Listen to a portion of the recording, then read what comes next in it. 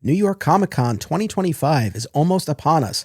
For the first time in 7 years, I'll be walking the convention floor, wearing my Digging for Kryptonite shirt, of course, on Friday, October 10th. If you see me around, please feel free to say hello. And for a more formal meetup, I'm going to hang out at the DC Comics booth from 12 p.m. to 1 p.m. To clarify, I am not a guest at the DC Comics booth, but I figured it would be a convenient landmark. Come by, chat for a bit, and take a photo if you're around. Friday, October 10th, from 12 to 1 at the DC booth. See you there. Aw Yeah Comics celebrates everything that is wonderful about comics, toys, artwork, and the joy they bring to people. Visit them in person at one of their 3 locations, Harrison, New York, Muncie, Indiana, or Skokie, Illinois, home to our pal, Sweet Sweet Byrne. If you have children and have been looking for a family-friendly store, look no further. Join Aw Yeah for exciting events, including creator signings, how-tos, and more. Visit awyeahcomics.com and follow them on social media. Their name says exactly how they feel about it. Say it with me now. Aw yeah. Fat Moose Comics, established in 1982, is New Jersey's best and oldest comic book store. Led by current owner Sean Hendricks, Moose has that rare, old-school comic shop feel and camaraderie, yet also remains a welcoming space for new fans. If you're looking for something and they don't have it, they can probably get it for you. They know a guy. Visit Fat Moose in Whippany the next time you are in the Garden State, and be sure to reach out via the Fat Moose Comics Facebook page.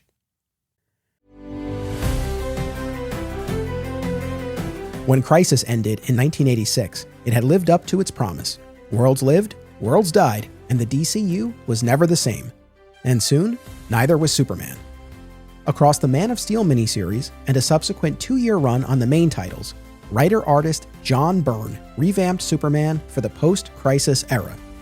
Earth was Superman's primary influence. Kal-El was the sole survivor of a cold, sterile Krypton. Clark was never Superboy, but did dominate the football field.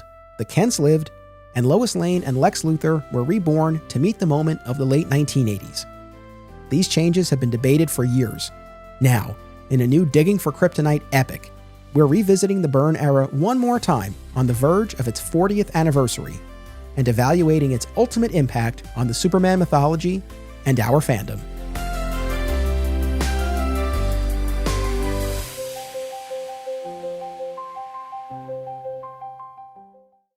Welcome to Digging for Kryptonite, a Superman fan journey. I'm your host, Anthony Desiato. Joining me to discuss John Byrne's 1986 miniseries, The Man of Steel, is the host of Missing Frames and first-time guest, Sean Eastridge. Welcome to the show. Thank you so much. Very, very excited to be here. And like I was telling you before, I just listened to your Jeff Loeb interview, which was amazing, and everyone should be listening to that. If you haven't, why are you listening to me? This is not, I mean, you can listen to this, come back to this one, but Jeff Loeb, come on. No, I appreciate that. Well, on the note of listening, do you want to tell folks about your podcast and specifically your Celebrating Superman event? Yeah. Well, my podcast is, as you said, Missing Frames. Normally the concept is we watch all of the movies we should have seen by this point in our lives. So anything you can think of, from like cinematic gold, like The Godfather, or Raging Bull, or like things that just people grew up loving, like Princess Bride, Hocus Pocus, Bill and Ted's Excellent Adventure. That's normally the gist of the podcast. But I knew with James Gunn's movie coming out, I'm such a huge Superman fan. I was like, I've got to do something for Superman. So it's my podcast. I can do whatever I want.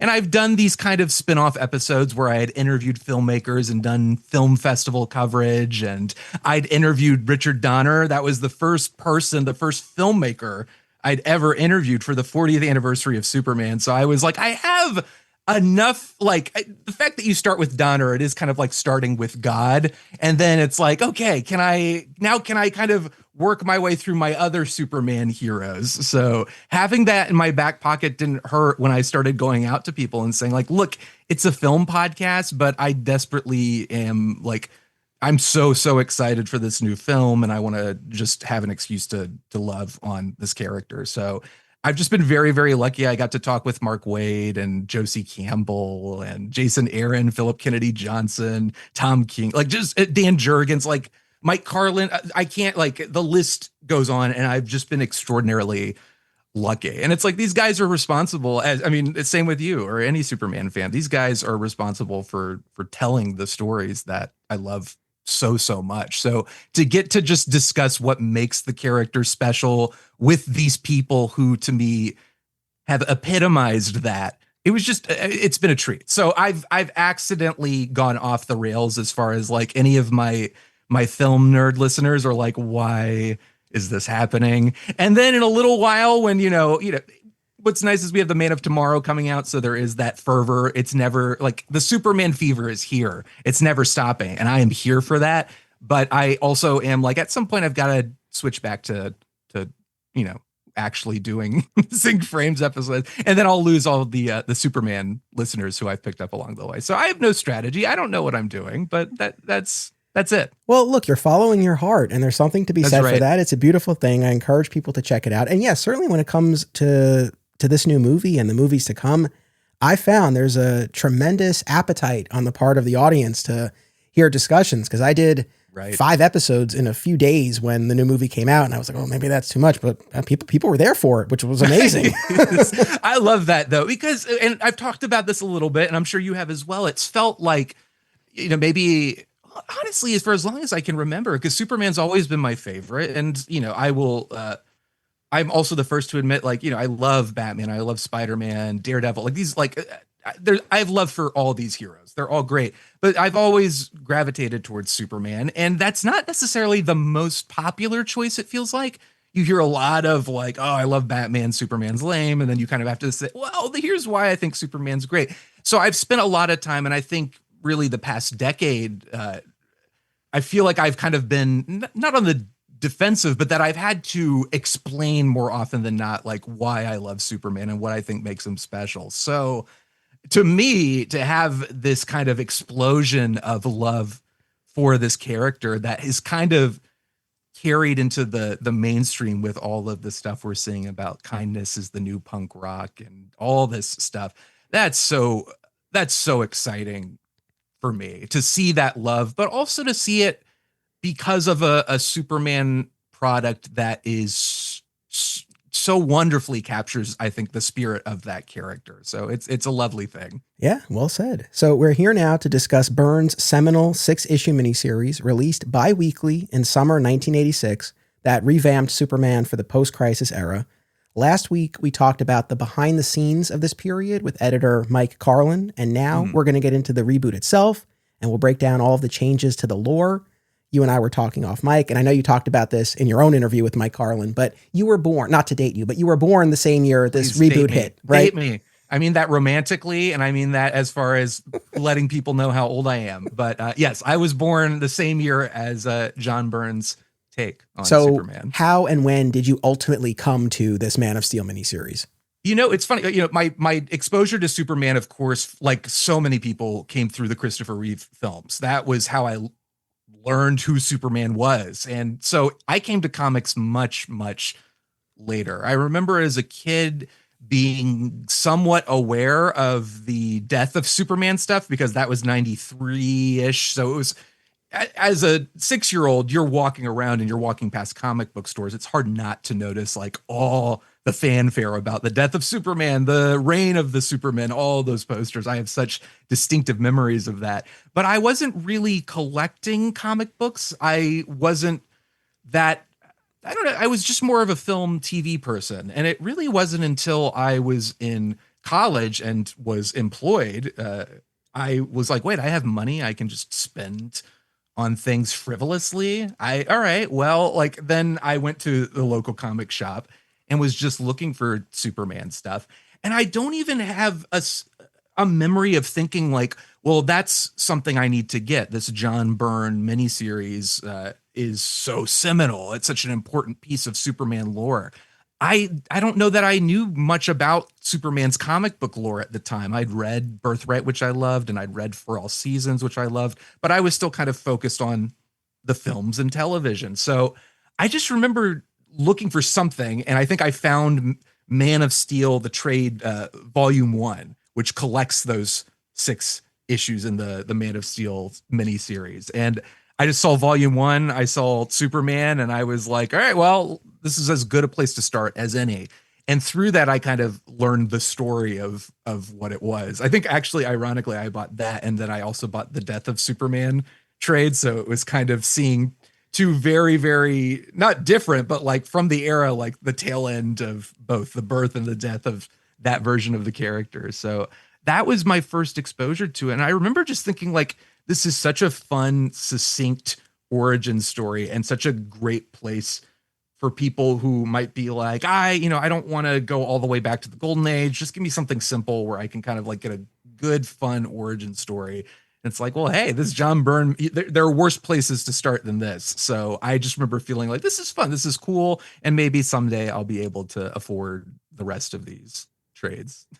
Gotcha. Have you since gone through and finished reading that era? Yeah. Yes, I've read. I'm in the midst actually of my first ever real Triangle era read. So I'd read the Death of Superman storyline, The Return, and A World Without Superman. I'd read all that, but this is the first time I've really gone through from John Byrne's, because I would usually stop around the time John Byrne ended, and some of that was out of just the reality of like the stuff wasn't really available. The Superman in Exile storyline wasn't necessarily easy to come by. Yeah, no kidding. And, yeah. I mean, it's the struggle. And now we're lucky enough that we live in an area where they know that us crazy people will buy whatever omnibuses they throw our way. So not only do we have that, but we have subscription services like DC Infinite where you can get access to all of this stuff. So it was just kind of like a couple of years ago, I was anticipating this film and knowing I was going to be excited for it and being like, you know what, I'm going to stick with it. I'm going to push through John Byrne and get through Superman in Exile. I say that get through as if it was like, oh, it's homework.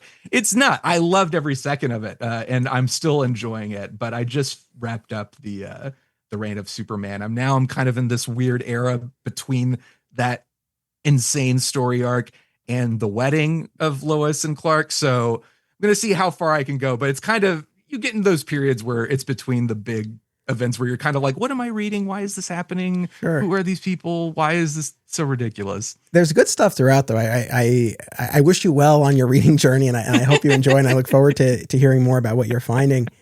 For myself, so I was born just a year after you, so we're very close in age. So obviously, I was not reading the Man of Steel miniseries as it was coming out. As everybody knows, I started with the Death of Superman and continued reading throughout the Triangle era.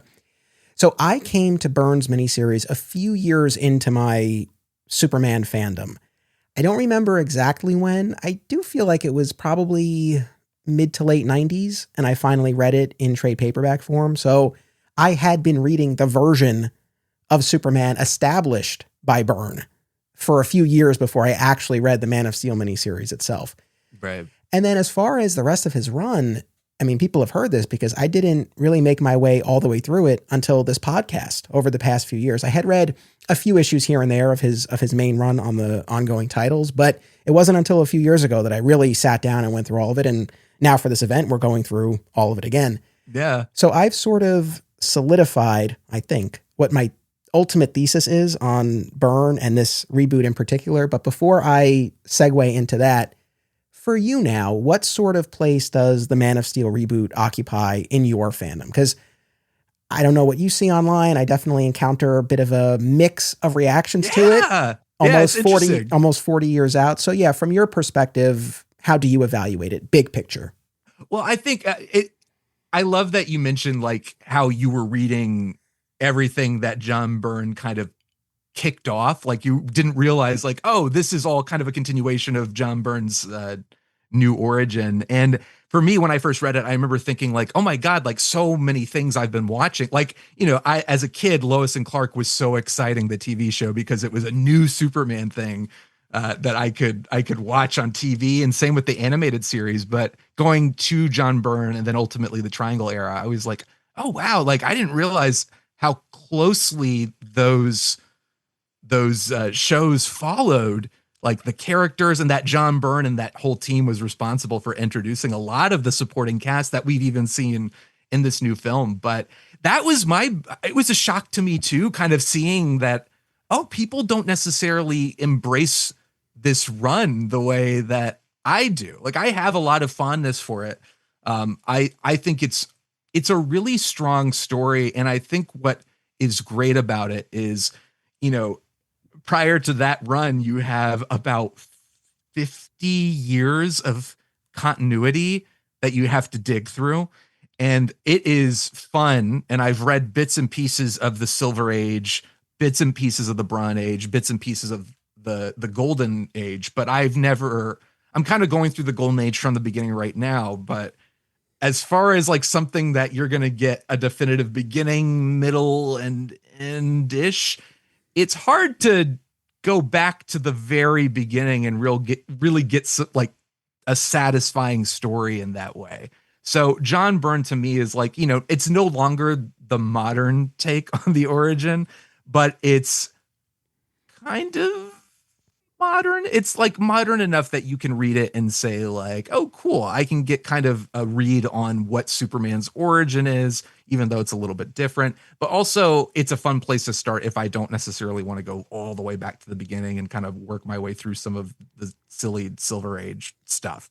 And I say silly with a lot of love in my heart because it's silly and fun, but that to me was where it kind of sat, is like, oh, this is just like, you want to have a fresh start that kind of simplifies Superman. He's not as powerful. There aren't as many ridiculous, crazy things happening. And you kind of get to see the introduction really of the billionaire version of Lex Luthor, the businessman version that so many people love and was really popularized by Michael Rosenbaum and the animated series. That I think there's a lot to enjoy about it that gives it, for me personally, an important place in my love for the character. But you can also see like the influence still exists in this day and age that comes from John Byrne. And I think John Byrne was also kind of riffing on Christopher Reeve's Superman because that was so recent. And a lot of what that film did was distilled that character down to the essential stuff that made him great. And I think he wanted to do the same thing Byrne did.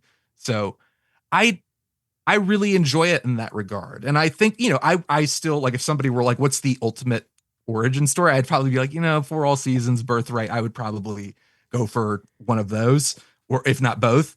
And then Byrne, like, absolutely go and read Byrne, go and read the Triangle Era, because all that stuff is great. But I think it's a integral part of the lore. It's a lot of fun. It still holds up really well. Not all of it is great. Not all of it is perfect, but I think it's a solid read. And definitely as somebody like wanting to look into the history of Superman, it's so worthwhile. I think that's a very fair assessment. And I really echo a lot of that. So this is kind of where I've landed my thesis here in 3 parts. So number 1, first and foremost, honestly, I do want to convey this.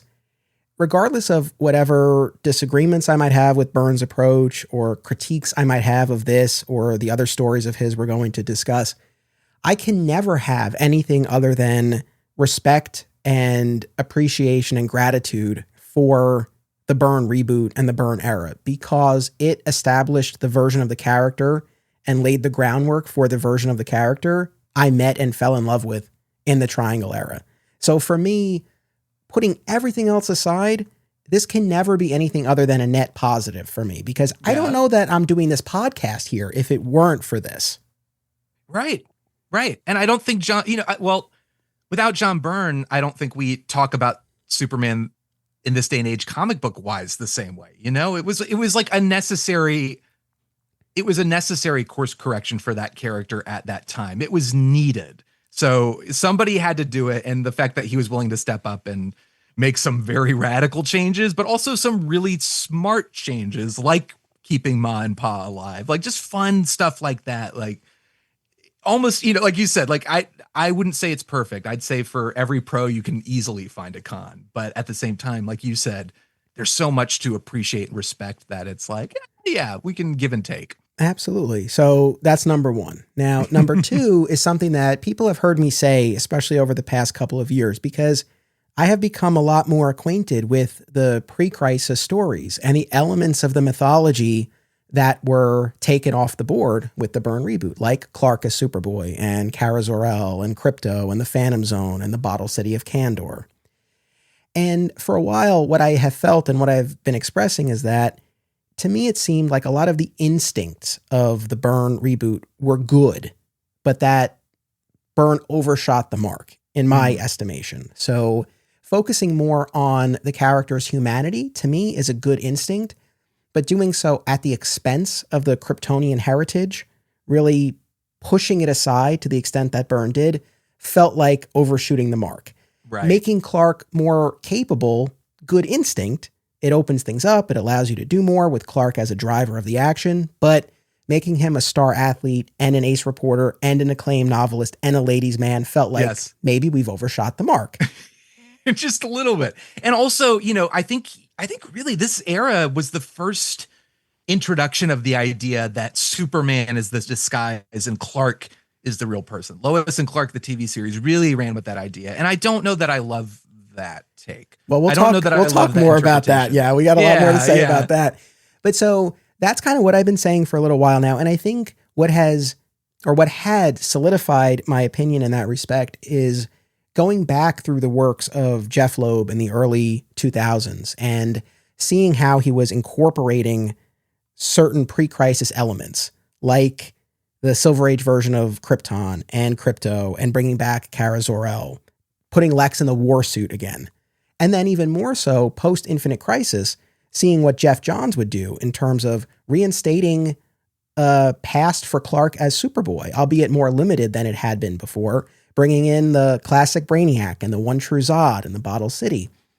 And I came away from those stories, which I had read at the time, but looking at them again, I came away saying, well, gee, those stories show that you can retain those pre-crisis elements. You can update them, you can modernize them, you can streamline, but we didn't need to take them away entirely.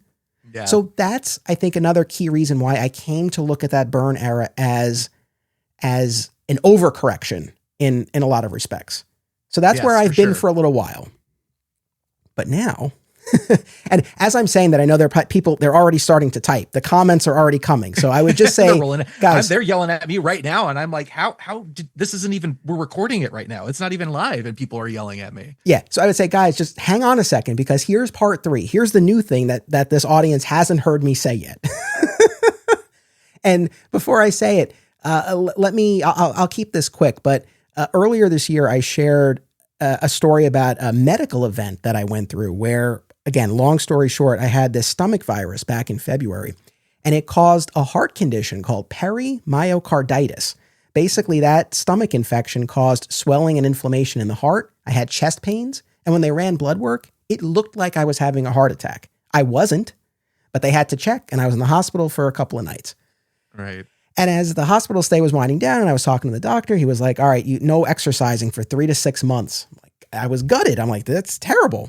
Oh, to me, I would have been like, okay, perfect. I can do that.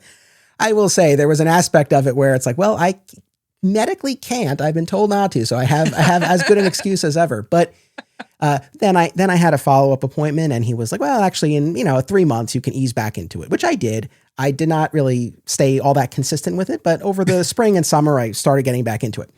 More recently, I had another scheduled follow-up and he was like, oh, there's actually been a new study that just came out that said people who had your condition should actually do a stress test before resuming physical activity. So he's like, even though you've already done that, even though you've already resumed the physical activity, you should still do the stress test. I'm like, okay. So as of this recording, that stress test is scheduled. I haven't done it yet. Oh, perfect. Okay. But the reason why I have taken the audience on this long walk about my medical history is to kind of introduce this notion of a stress test, right? Where you are engaging in this test, you're gauging the reaction, and you are then calibrating accordingly. Because where I've landed with Byrne is that I do think the pendulum swung a bit too far with Byrne, but I think it was necessary. When you take this long view and this holistic look at the wider Superman mythology, I think it was necessary for the pendulum to swing as far as it did away from those traditional aspects of the mythology, such that we could eventually achieve an equilibrium, arrive at an equilibrium. And I think had versions of those pre-crisis elements been there at the inception of the post-crisis era, I don't know that would have served the character well in the long run. I think there's something to be said for really putting the Superman mythology through that stress test, taking these things away, and then seeing what is so undeniable that it must return. Yes. And I think as the pendulum is swinging back down, I think that's when you see things like the Pocket Universe Zod and the Matrix Supergirl and the Alien City version of Kandor and things like that. And then eventually we arrive at kind of where we are now in the comics, where you have a lot of these things in play again. Clark as a publicly known, public-facing Superboy, the Phantom Zone, the Bottle City, Crypto, Kara Zor-El. We have all of these things again. But I do think it was necessary in the larger arc of the character to take those things away. And like I said, for a long time recently, I have not felt that way. But now that's kind of where I've landed with this. I think when we take that long view, we kind of needed that stress test on the mythology. And I think that's what Byrne did. Yeah, I agree completely. I think, and I think what you also have to remember at the time is, Marvel was really kicking DC's ass in terms of quality of storytelling. I mean, John Byrne was a Marvel guy, so I think DC was really like, let's scoop up some of that talent and let's revamp, because what are we doing wrong here that Marvel seems to be doing right? And part of it was Marvel was newer and fresher than DC. Not only were they telling grounded human stories, but like DC had been around for 30 math. I don't like math. 30 years or so by the time, Marvel was really kicking off with Fantastic Four and Spider-Man and having all that success. So not only did they kind of have that fresh blood, but they also didn't have to deal with this convoluted continuity that was really not the result of any kind of like thought process or somebody sitting down and saying, okay, now Superman's going to be able to do this and that. It was just an attempt to try to justify all of the different writers and ideas and all the different stuff that had been kind of packed into the lore over these few decades.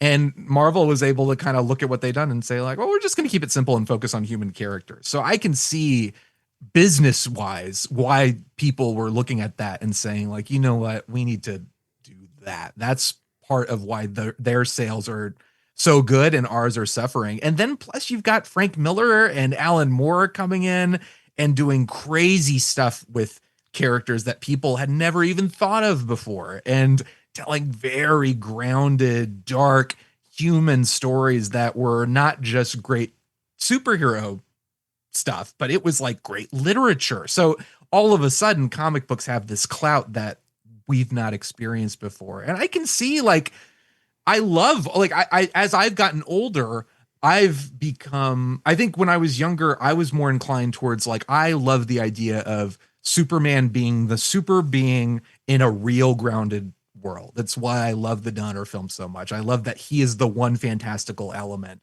in this real world. And as I've gotten older, I think I've grown more inclined to, and I think maybe a lot of this is just the Marvel Cinematic Universe, but also just really delving into comics and becoming a little bit looser. I love the more ridiculous stuff, and I want Crypto the Super Dog. I want all of these silly things. I'm okay with that, and I love that Silver Age stuff. But I understand why. I think, you need a John Byrne to come in and say, whoa, let's like you said, the pendulum is going to swing both ways, and we've gone so far in the direction of just like everything has become so unleashed, and it's so hard for any casual reader to come into this and pick up one of our books. We've got to course correct. And it's like, yeah, sometimes, as you said, it's not always going to be successful, and sometimes they go too far. And then they ultimately come out with weird things like I wasn't aware until this read through of the first time that Supergirl was a shape-shifting blob thing. I was like, okay, I definitely don't know how I feel about that, but it was in their desperation to ensure Superman was the lone last survivor of Krypton. Yeah, no. And in talking to Mike Carlin again last week, I think I've kind of put that to bed for myself, because I have, since this podcast started, I've been kicking around this idea of, well, if you were just going to have the Pocket Universe Zod and the Matrix Supergirl and the Alien Bottle City of Kandor, why not just have the true versions? But in talking to him, right, they really drew this very firm line in the sand, and they adhered to it. And they had a mandate that Kal-El was not the last son, because that can be interpreted different ways, as writer Kurt Busiek has explained on social media. And I actually do subscribe to his philosophy on that. But for this era, like you said, it wasn't just that he was the last son, he was the sole survivor, and they adhered to that. But going back to what I was saying, yeah, I think there were certain ideas that either there was a fan appetite for, and or the creators involved were really interested in pursuing them. And so you got these other versions, and they told great stories. And I do think it's a testament to the creators who worked on the books during this time. Byrne, yes, but especially the people who followed him and really developed those elements a lot more. And I think that that's something that I think it's easy to look at it and say, well, John Byrne is like, there's about maybe 20, 30 issues. So it's like, that's an easy thing. And then I can stop there. But I think the team that followed, when you bring like Dan Jurgens and Jerry Ordway in, and then they get to take charge, and Roger Stern and Louise Simons, that entire team, they really, sometimes I don't know if they get enough credit. I know they get credit for the death of Superman, and it's well-deserved, but the fact that they were able to come in, like John Byrne was the superstar and they were the up and coming people, and they were able to run with this stuff, but also take it to the next level, frankly, in a lot of ways. Yeah, no, we can never say enough, enough to their credit.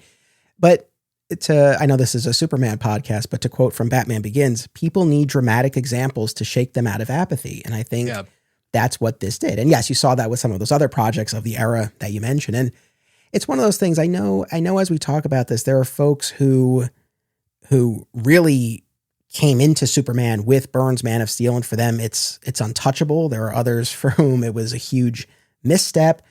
So I know people kind of come at this from different perspectives. And when I use my whole analogy of the pendulum swinging and the stress test and all of that, I know there are some folks who wish that those elements that were discarded never went away, that they always remained in place. I know there are other people who feel like those elements should have never come back. So everyone has a different perspective on this, but kind of in terms of where I am at this point in my fan journey, like yourself, I really have come to embrace a lot of those pre-crisis elements and embrace the weird and the fun that they can provide. And I always use this example with Candor.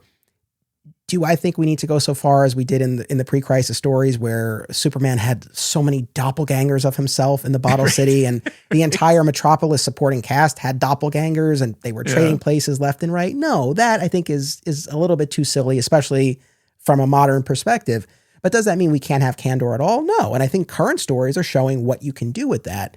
But like I said, I do think it was important to go through this process, and it's easy. And now I'm arguing against myself from a few months ago.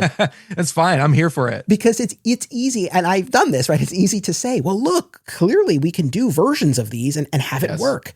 But like I said, I think the process of going through it was important. I want to drop in a patron comment / question here. And I have a few of those that I'll sprinkle in as we move forward.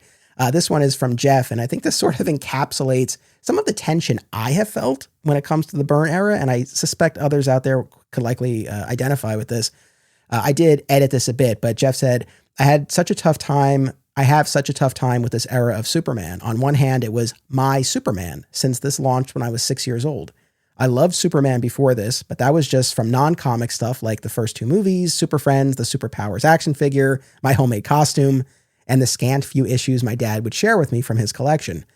But man, this is an era that hasn't aged well for me over the years. And then Jeff goes on to list the things that he feels haven't aged well, but also to highlight the things that he feels do still hold up. And he concludes by saying, can the good outweigh the bad? I can't wait to see whether you finally sway me one way or the other. But I do feel, like I said, that what he expresses here does kind of capture that tension that I have felt when it comes to this era. And this is the other thing too. I've talked about this. I feel like, I don't have hard evidence, but I feel like this is one of those things more than a lot of others in the Superman fandom where, I mean, it feels like very binary. It feels like people are either all in on this or not. And this is not me trying to sit on the fence, but for me, no, I think there are things I like about this that I think work really well. There are things I do object to. So I'm happy with the perspective I have. And yeah, I don't look at this as all one thing or all one other thing, but I do get the sense a lot of times that's often the way it's discussed. At least that's the sense I have. I don't know. Yeah, no, I think you're right. And there are things like I don't love the way Lois Lane is portrayed in John Byrne's eyes. Like I think there's a sense that, yeah, we're going to make Lois Lane like strong woman 80s. Like prior to this, she was mostly just there to be rescued. And in this, she's a little bit more gung ho, girl power, that kind of stuff, which is great. But also, I don't feel like we get a lot of tenderness in her relationship with Clark. It's kind of competitive and they're sort of rivals until all of a sudden they're like, wait a second. And that this is later on, but they're like, wait, are we in love with each other now? Like, and I remember feeling, I don't know if this is earned. I don't know if I'm feeling this relationship. And rereading the 6-issue Man of Steel miniseries, I wish there was more focus on their relationship and maybe going from rivals to friends, because you start with him kind of stealing the Superman story from her, and then you jump ahead. I think it's like, oh, it's been 18 months, Lois. Why do you care so much about this still? And then by the end of this miniseries, it's like, oh yeah, we've spanned 10 years and we've gotten very little between the two of them. And that's a lot of time to span in just this short amount of time. And it feels like I like that John Byrne has stuff like introducing Batman and Bizarro and things like that. But then there's a part of me that says, you know, Lois is here kind of, sort of, but I wish there was more of her aside from we've kind of modernized her and made her a bit more, she's got a bit more willpower and she's a bit more, she picks up a gun and is fighting these terrorists on the boat. But there is a part of me that looks at that and says like, I don't know that I find their relationship super satisfying. I agree. I think we're on the same wavelength, and perfect segue, because before we go issue by issue and talk about the changes, we'll talk through them. I did want to talk big picture about the structure of this. Now I know it's just a few weeks ago, we revisited the Jeff Johns, Gary Frank story, Superman's Secret Origin. And there too, I complained about the structure because we basically had a 2-part Superboy story and then a 4-part Superman Arise in Metropolis story. I think that's kind of how I feel about that too. I enjoyed Secret Origin, but I do kind of have this vibe of like, okay, all right. Yeah. And I know the audience is surely tired of hearing me talk about Birthright being narratively and thematically cohesive, but it is. It is. But it is. It gives you a story from start to finish, and it takes a character on a journey. I'll really try to stop. 12 issues, and every issue is essential and telling you something. We're preaching to the choir here. So, but all that to say, with Man of Steel, what I'm always struck by, and especially with this most recent reread. And by the way, I enjoyed my reread. I carved out some time yesterday in the afternoon. I sat down with my Man of Steel Volume 1 hardcover, and I have that 4-volume set, and I went through those 6 issues, and I really enjoyed it. And I feel like you were getting at this earlier.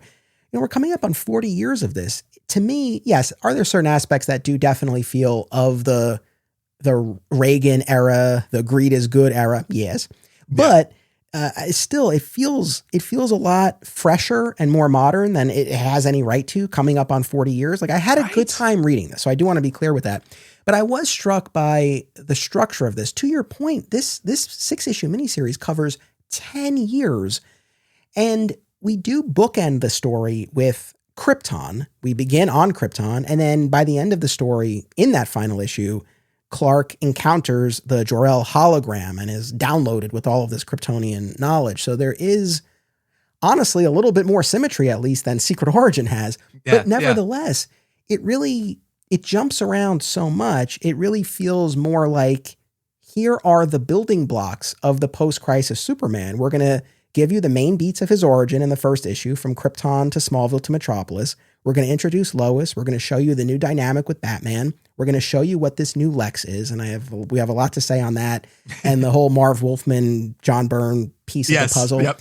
We're going to show you the post-crisis version of Bizarro, which was basically a retelling of a pre-crisis Superboy story, which we'll also talk about. And I don't think Bizarro ever appears again in the Triangle era. Not until about 94. It's right before the Battle for Metropolis, Fall of Metropolis storyline. Gotcha. So, but to your point, it's years. So yes. Yeah. Bizarro was introduced and done away with real fast. But we'll talk about that.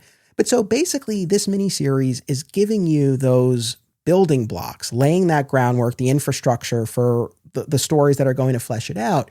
But so it reads that way. And at the end of the day, I suppose that was the function that it needed to serve. So it's not even much of a criticism, I suppose, but it is definitely something that I'm registering as I'm reading it, where to me, and I welcome your thoughts, especially if you feel otherwise, but it doesn't really feel like we're on much of a journey with the character. It's more like we are checking in at these intervals along the way and just kind of getting these pieces. Yeah, I agree. That's kind of how it feels. I think there's a part of me that wonders, because I couldn't find, and I wonder if you know this, I couldn't find any information on it, but there is a part of me that feels like, you know, I know they brought John Byrne over and it was this big initiative and that they were planning, obviously, like this is a huge reboot and we're gonna, you know, kick off a whole new series starting with this miniseries. But there's a part of me that feels a little bit like, was this sort of a let's test and see? Because in some ways, it almost feels like Byrne is saying, well, if this is all I'm going to get, I want to make sure I get to write Batman and that I get to do this and I get to do that.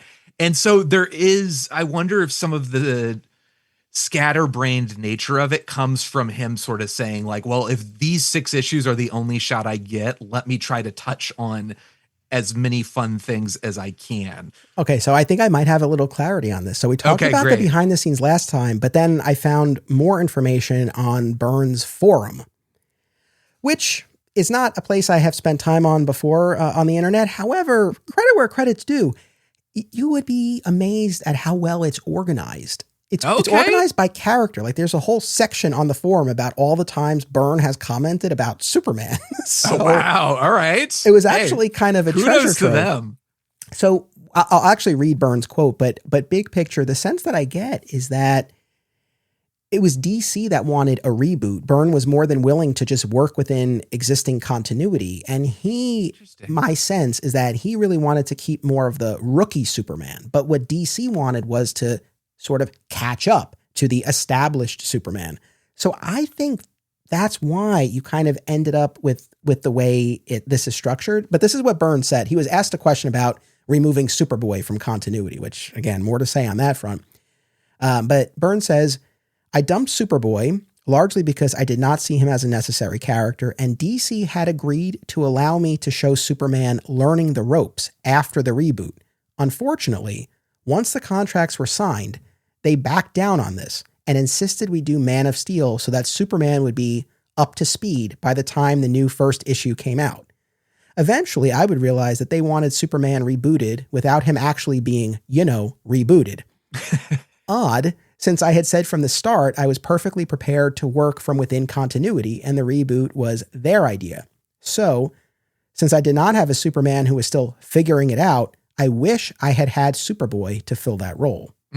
So that speaks more to the Superboy thing, but I think very, very helpful context to have for this. And I think that probably helps account for I hate to use the word scattered, but I mean, this thing really jumps around. It covers a very expansive period of time, 10 years. Well, I remember you think about it and even talking about it, it is like, you can read these 6 issues and feel kind of like, oh, cool. Like what a cool, fun standalone story. But going back to it and really thinking about it, it is kind of like, well, the first 2 issues, the first issue, I think as a standalone is a really great sort of like succinct retelling of Superman's origin, Krypton and all that stuff. And then you end with him flying off like it's a job for Superman. And it's like, oh, that's great. And then like the other issues, you're kind of like, okay, we get to meet Batman and like, again, like, why did we decide Bizarro was a character who was so important to these 6 issues, and then we never see him again after that? Very interesting choice. But I think the stories that he's telling work. Like, overall, it's like there is much, much more good than bad. Like, it's not like you're reading it and thinking like, oh, this is dumb. There's some goofy stuff. Like, I think the Lucy Lane storyline where she's blind and is upset and jumps off a building, and then Bizarro Superman saves her, and it turns out Bizarro Superman dust heals her blindness. Like, it's like a very silly, frankly, Silver Age vibes from that for sure. So there is silly stuff in there that doesn't work great, but overall I come away from those 6 issues feeling like might be a bit scattered, but it is good. It's really, really good, and it's fun, and it's giving us a lot of really cool stuff. And I love the Batman stuff with Batman. Like, I have a bomb and it's going to kill one person. And actually it turns out that one person is me. So I wasn't threatening anyone's life except for my own. There's some really good ideas in here. I agree. I think issue to issue, the storytelling is more than solid, and I think they're enjoyable individual stories. But I think when we sort of look at them as a whole, they do feel less like a cohesive narrative and more like a collection of individual stories or vignettes checking in on the character at various points along his journey. Perfectly readable, but it was definitely something that I noticed. But yeah, let's get more specific now. I do want to mention just real quick, just because I kind of remained fascinated by this. This was something that I just was not really aware of, I guess, until more recently. But because in my head, I always assumed there was a much shorter span of time from Crisis to whatever happened to Man of Steel. But no, there were months in between the end of Crisis and whatever happened to the Man of Tomorrow, which then did lead right into Man of Steel. Okay. There were a few months, and it's funny because I have looked up those individual issues on Wikipedia, and they all have the same note about how they fall within this short, odd period of time where it's the Earth 1 Superman who survived Crisis on the post-Crisis Earth before the Byrne reboot hits. So just the timing of it was, and I suspect it was likely because maybe Byrne wasn't available yet or couldn't start that soon or whatever the case was. They weren't ready to roll out this reboot yet, or maybe they wanted to have a little bit more breathing room. I have no idea. But it's just interesting because there is this odd little window of time post-Crisis before Byrne. I don't know that they're the most memorable stories per se. Yeah, but that they is exist. weird. Yeah. But they exist. All right. So issue 1 of the Byrne Man of Steel reboot here.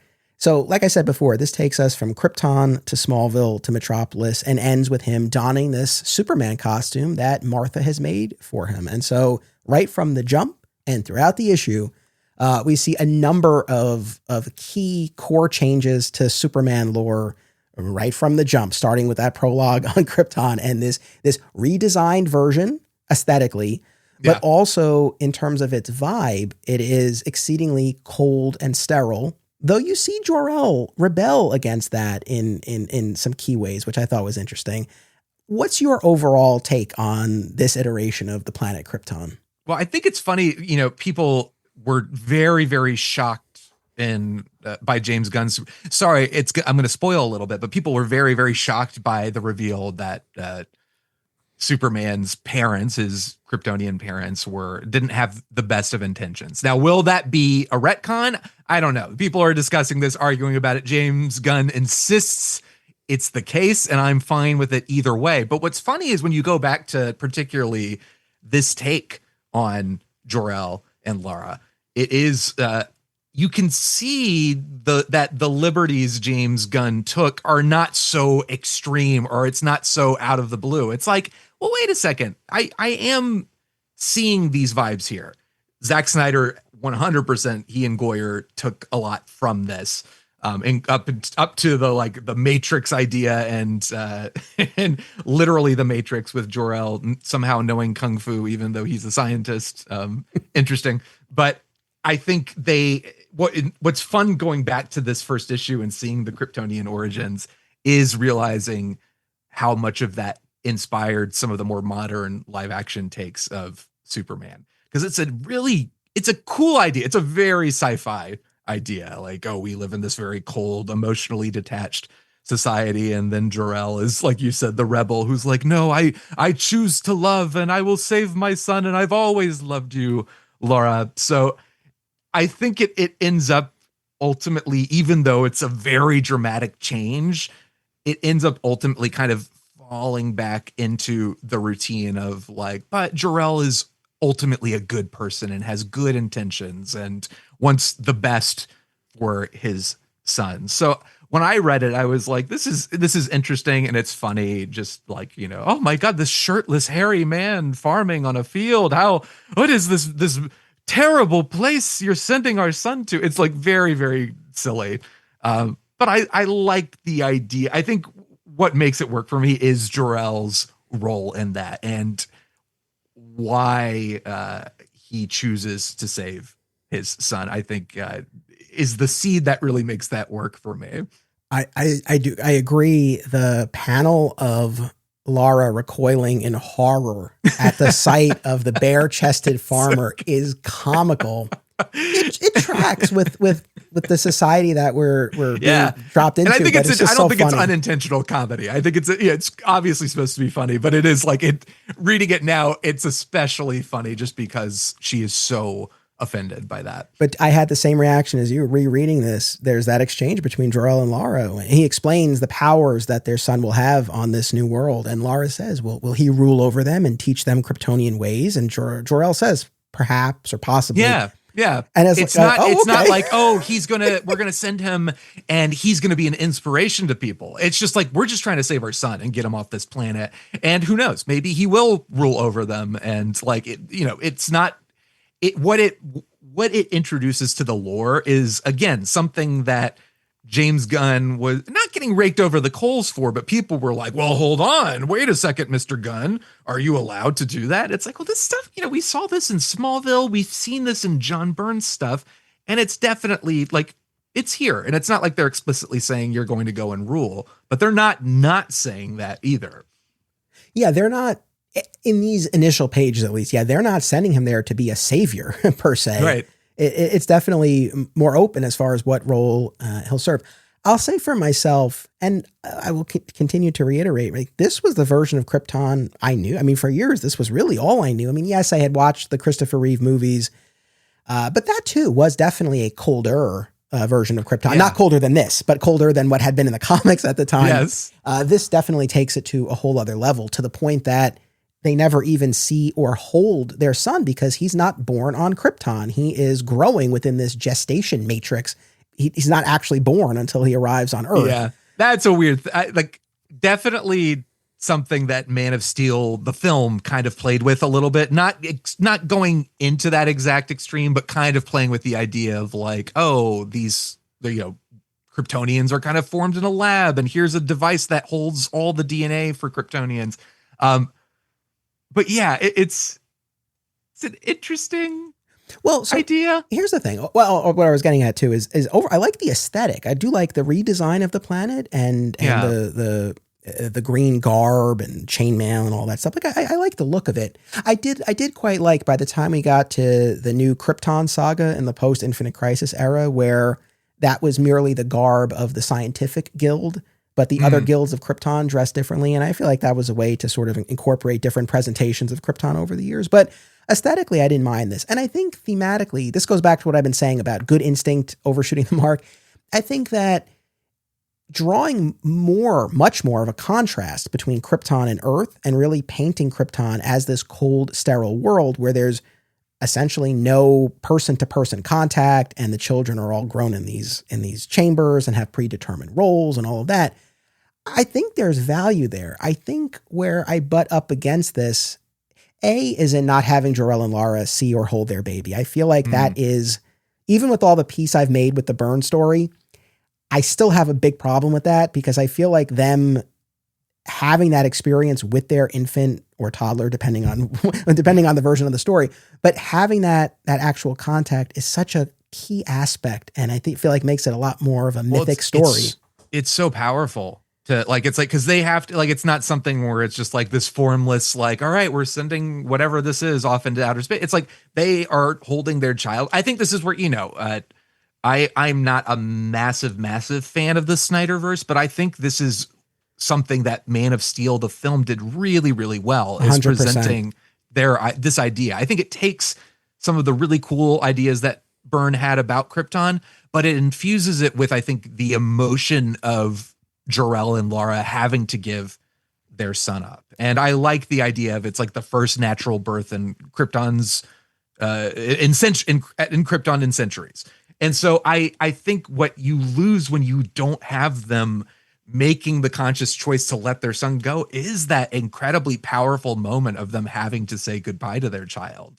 You do lose something there. It's a really good point. So, well, two things. One, on the Snyder front, yes, and I said this last week because Byrne had asked me about this when we were kind of talking about Byrne big picture, and yeah, I feel like what Byrne does well here, Jor-El does rebel to an extent. He removes the gestation matrix from the chambers.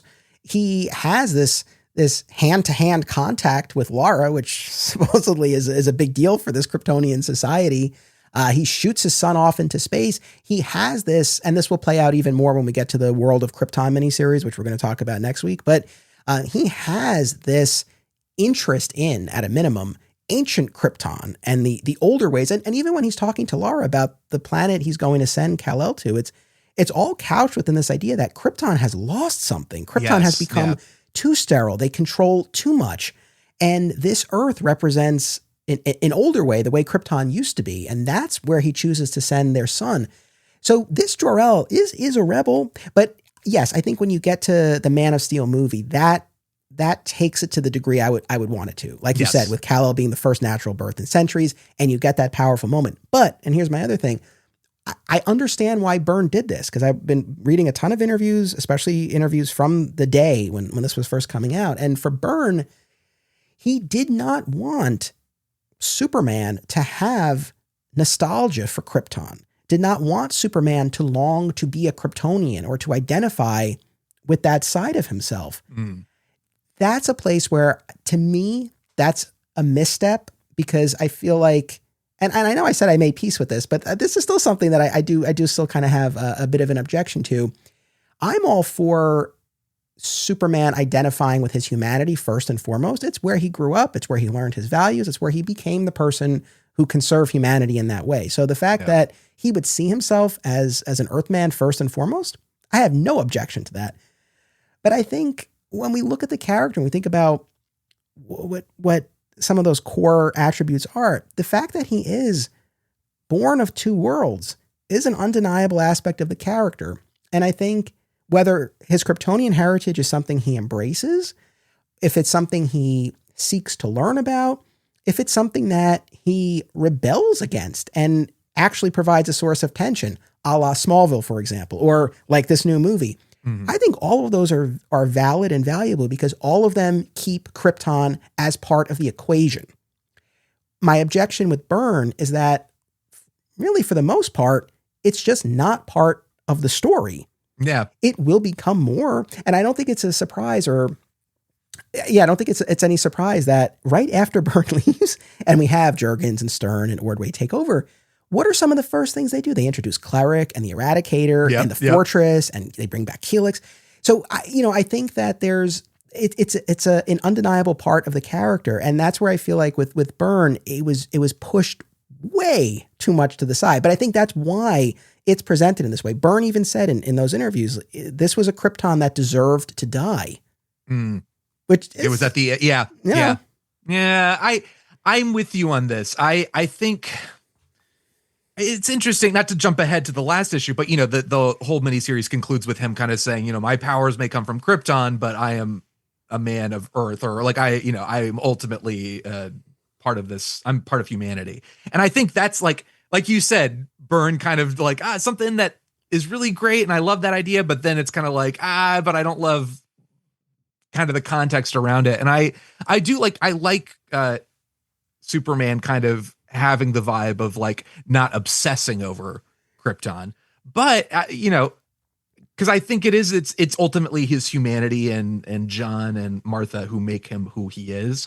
But I love the idea of like any adopted child, like wanting to know, where did I come from? And him recognizing this was a vast civilization and an entire planet that was destroyed, and I am the last or one of the last survivors of this entire race. So yeah, I'd love to preserve them. It's like, it's not something where I'm going to dominate the planet, or I'm not going to transform Earth into Krypton. But yeah, I've got my fortress. I've got these nice little historical monuments to my family and Kryptonian society.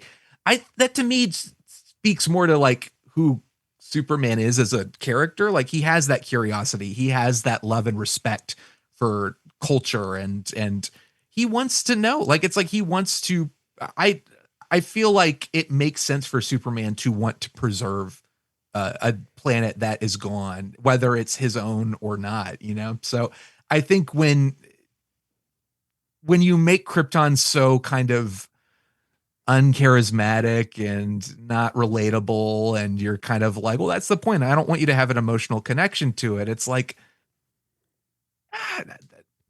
Sure, but I also think there is more power to not saying like Superman's beholden to that past, but that he wants to uphold and respect. And he's like, my parents gave me this chance, so I'm gonna do everything I can to uphold their legacy just by being who I am.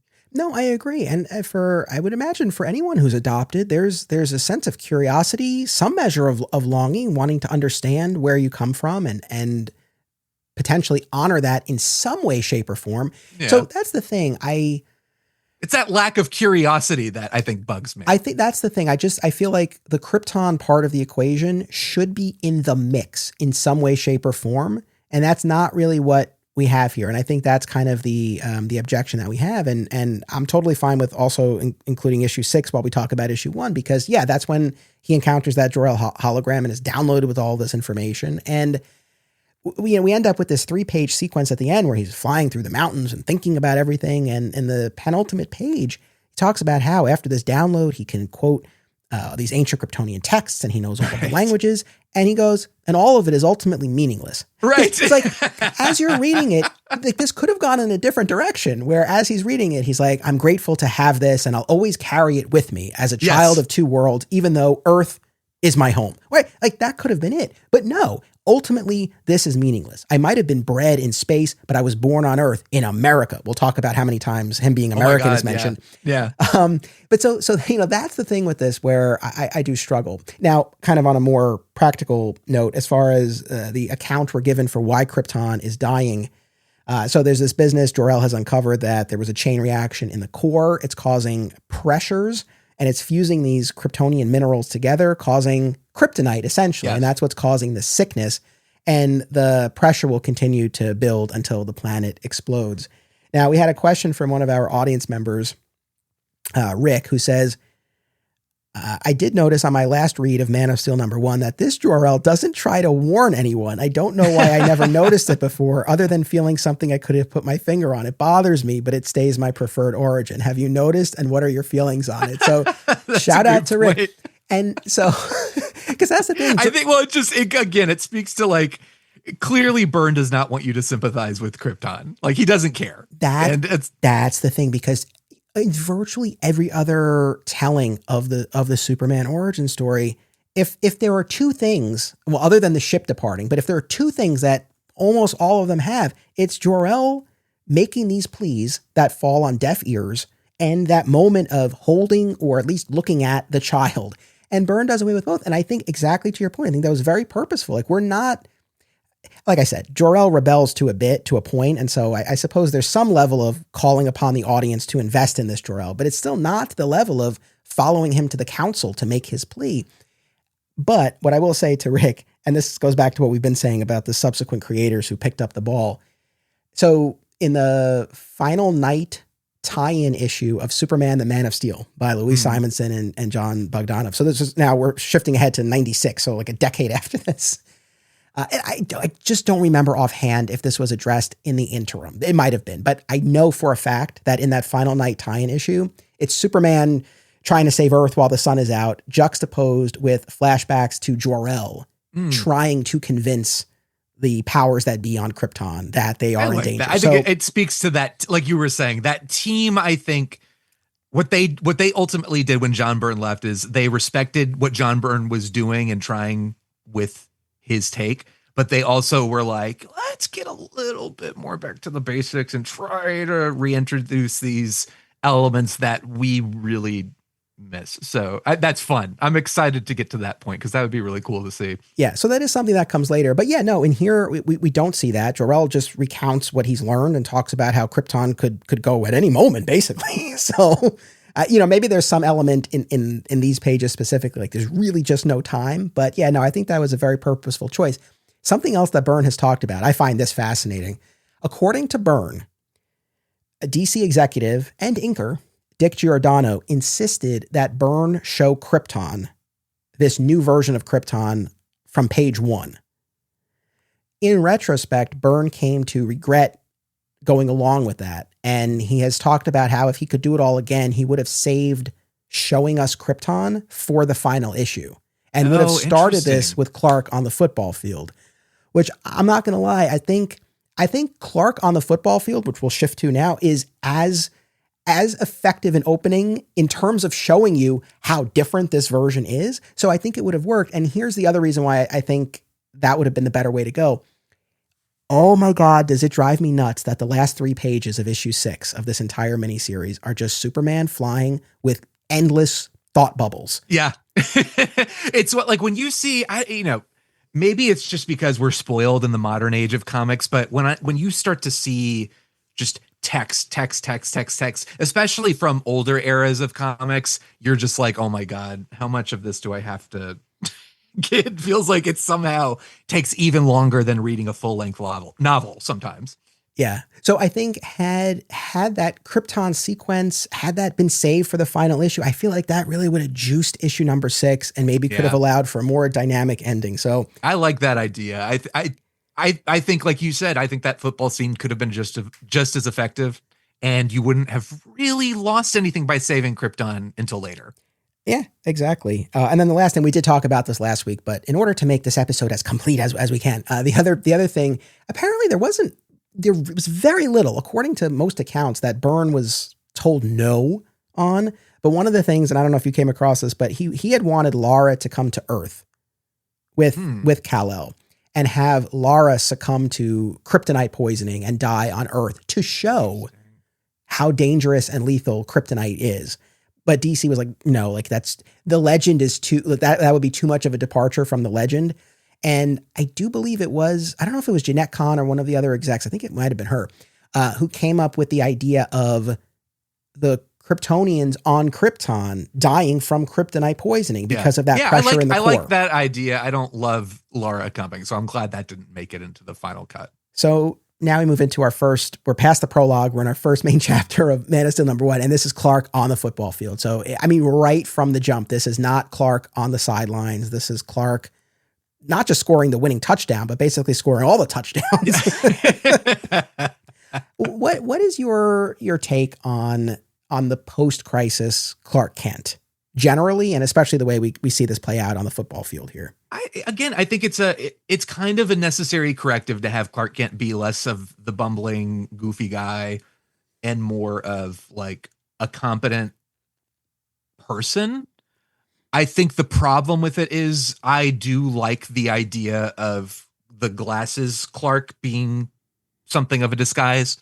So when it's just Clark and there's no difference between how he behaves and how Superman behaves, I'm kind of like, nah, I don't love that. I do want there to be a differentiation there. Now, he's younger here, so it makes sense. He hasn't developed this persona yet.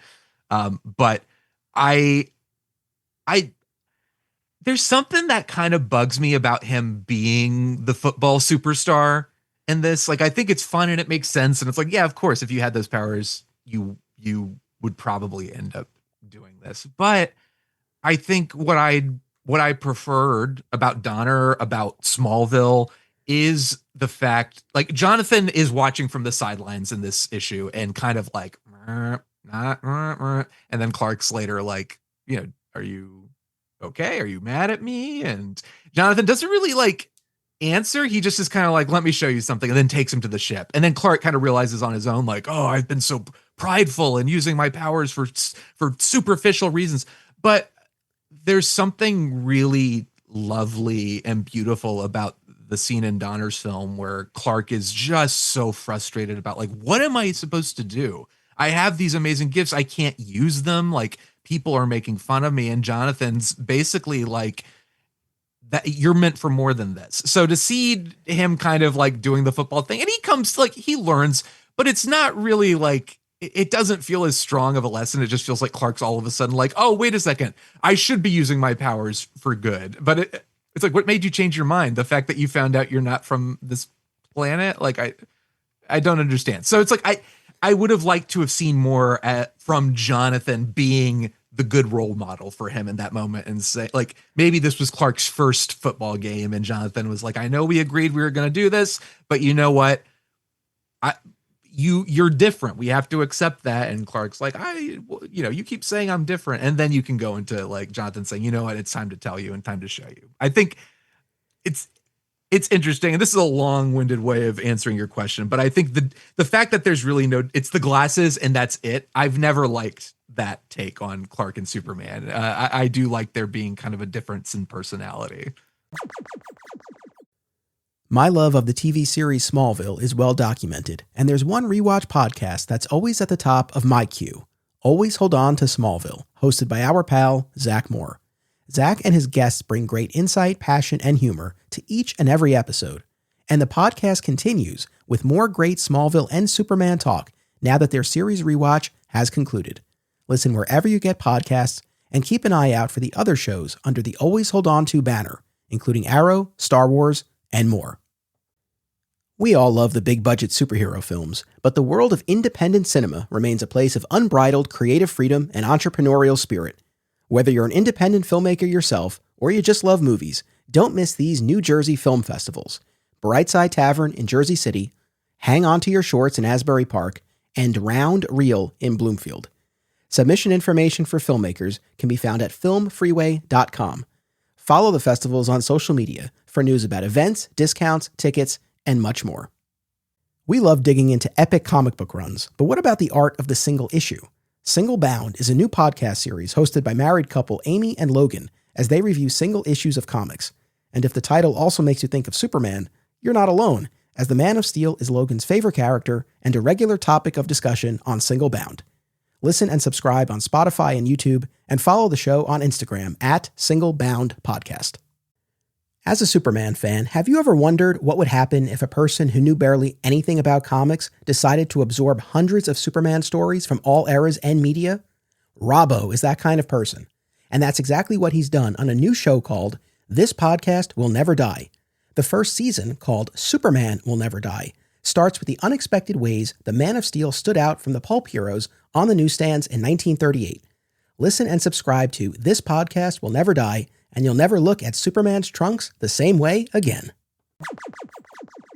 Yeah, ultimately, I do gravitate towards this version, I think largely because it's what I grew up with, and I do feel like in terms of the storytelling pathways that it opens up, it allows you to do more with the supporting cast. The other thing that smooths a lot of it over for me, and this is something that Byrne talked about, was why would people think that Superman has a secret identity? It's like, if people think that, then yes, I do understand why maybe Clark would want to try to quote unquote hide a little bit more. But if nobody suspects that, and if neither Clark nor Superman does anything to let on that there's any sort of dual identity at play, I think that kind of opens things up a little bit. But I do get where you're coming from. It kind of going back to Birthright as always, I really do. My platonic ideal of the identity question really is Clark on the farm or Clark in the fortress as the true persona and elements of disguise in both Clark and Superman. But in Byrne's version, it's very much not that. Clark is the guy. Clark is who this character is, and Superman is a means to perform these superheroics. He literally says in the final issue of Man of Steel, Superman isn't real. Yeah. It's a pair of long johns that allows me to help people in public. Right. That's the take. That's the take here. As far as the football thing, I think you hit the nail on the head. It is funny, and it's so fascinating to talk about because with both, I agree. I think Superman the movie and Smallville and this in particular all get at the same idea and essentially use football as the vehicle for this lesson that you're meant for more. I agree with you. I don't think it's really as strong a lesson when it plays out like this, but it definitely makes the statement that dramatic example, shaking people out of apathy. Like it makes the statement of, no, this is not the Clark who's shrinking in the corner. This is the Clark who's out there and he's playing. Yeah, that's a good point. So, so there is that. I also don't disagree when, it's a little bit harder to account for it here. It's like, why does Clark have such a turnaround? Because he knows he's had these abilities, and he even expresses to Jonathan and Martha at the end of that segment. He's like, each time I've developed a new power, you've talked to me about using them to help and not make other people feel useless, not flaunt them. And that's exactly what I've been doing. Yeah. In fairness, learning that he is not their natural son, which is the other key piece of information that he learns about the field, and that he arrived in this ship. It's an open question for almost all of this miniseries, where he comes from. It seems like the Kent's working theory is that he likely is a Russian, right? Yes. That, you know, could be from another planet, but they really seem to be on the side of this is some Earth-based space program that he comes from. So I guess seeing the ship and learning he's not their natural son, I guess that's enough to kind of shake him out of this. It shocks him into like, wait a second, I need to be better than this. And more than anything, you know, Jonathan tells him, you're an American and you have responsibilities. That's right. As an American citizen, live up to these ideals, son. Yeah, I was counting. Just like Mr. Reagan intended. Yeah, I mean, look, we're babies at this point in time as this is coming out, but yeah, I mean, I think as far as the Reagan era America that this takes place, and I was tracking this as I went along. In the first issue, you have Jonathan talking about you're an American, you have responsibilities. In issue 2, when Lois finally gets her interview with Superman, and she asks where he's from, he's like, I honestly don't know, but I consider myself an American. And then on the final page of Man of Steel, when he's going through this whole thought process, and he says, I was born on Earth in America. Like They really, really hammer that home throughout. Yeah. But that's the other thing that I always kind of forget about with Man of Steel that is so striking is that, the Kents have let him think he's their natural born son. For all this time. Yeah. Yeah. I don't know, but that I will say, as much as the Krypton portion, didn't give us that mythic emotional moment of the L's with the baby, the moment of Jonathan showing Clark the ship, which we have seen play out in numerous iterations, I think that always lands, and I'm glad that that they had that. It does, and it also, we're really benefiting from the fact that Byrne is going to allow this relationship to thrive. Like, which has not been the case. It is not, the parents are out of the picture. They're dead unless it's Superboy. When he's the adult Superman, they are not remotely involved. So, and, in the film, so the popular iteration of this character is like his Smallville parents were crucial to who he is, but they're not part of the picture. So you are getting the vibe that this is a relationship that's going to play an important role in this series. And that's one of the things that Byrne decided on. That is such a brilliant decision. And I love the idea of Clark kind of being on his own and losing his father. I think that's emotionally powerful. But I also really, really love him having his adopted parents to go to and spend time with and talk with. And that's certainly one of the other key departures from the pre-crisis mythology that Byrne implemented, was keeping Jonathan and Martha alive, which we see now as we get to the final chapter of this first issue. And now Clark is an adult and he's developing his Superman costume and persona, and they're right alongside. They're giving him the ideas. Martha's making the costume. I've forever said I definitely prefer the version of the story where Jonathan and Martha live. I can see the value in telling a version of it where one or both of them dies. I do, but for me, I like having them on the board as that source of comfort, of nostalgia, of wisdom that they're able to impart. And this also kind of points to the other big thing, especially when we're talking about the Smallville portion of this, the fact that in the Byrne post-crisis era, Clark was not Superboy. Because that's the other thing. Pre-crisis, the Kents weren't alive in Clark's adulthood, but they were alive in the past. And you had all of these Superboy stories. So the Kents were in play. They just were in a different part of the story. Right. So I'm glad that even though Byrne did away with Clark as Superboy, that he created a space for Jonathan and Martha. But on the note of Superboy, we have another patron question. This is from Brian Dempsey, who says, now that you've spent time with pre-crisis Superboy, how does rereading this and seeing that history jettisoned land for you? Do you see it as streamlining or losing something? Before I answer, do you have any strong feelings on Clark and Superboy? I've not had the pleasure of diving into Superboy yet. I'll be honest, I don't love the concept of Superboy because personally, I like the idea of Clark growing up, living a relatively normal life, discovering his powers, and not becoming Superman until he goes off to Metropolis. So I feel like Superboy, from a sales perspective, I understand, like DC Comics wanted something where he's a little bit younger, he can appeal to younger readers, and you have a little bit of room to grow. And I love what Mark Waid is doing right now in Action Comics with Superboy. I think that's a lot of fun. But for me personally, it never bothered me to get rid of the Superboy stuff because I liked the idea of, kind of the Smallville approach. It's like, we get to see him learn and grow and live that normal life, and then deciding like, all right, I'm gonna become this hero. I've become a man now. I'm an adult, so now it's time to don the suit and the cape. And I think it gives it more impact when you have it that way, instead of like, oh, he was doing this for years as a teenager. Yeah, no, I hear you. And traditionally that's how I felt it. But even now, I think in the context of this miniseries and this reboot, the whole Byrne era, I think this kind of falls in line with what I was saying about the pendulum swinging. And I think this is an instance where taking it off the board for this time, at least, I think it worked for these specific stories. Certainly for this one, I do think you get that impact of the older Clark making that experimental space plane save, and then debuting as Superman in that costume. And certainly what we had seen in Superman the movie, and even going back to George Reeves' Adventures of Superman, and we've talked about this a lot. The Reeves show and the Reeve movie series both happened during the period of comics history when Clark was Superboy, and both made the choice to do away with that and have that debut as Superman. I think there is a power to that. So yeah, I don't object to it in this context. I'm glad that it's back in play now, for whatever that's worth. But I think in this context, it works. Yes, it will cause some problems on the Legion front, which we're going to be getting to in our upcoming episodes.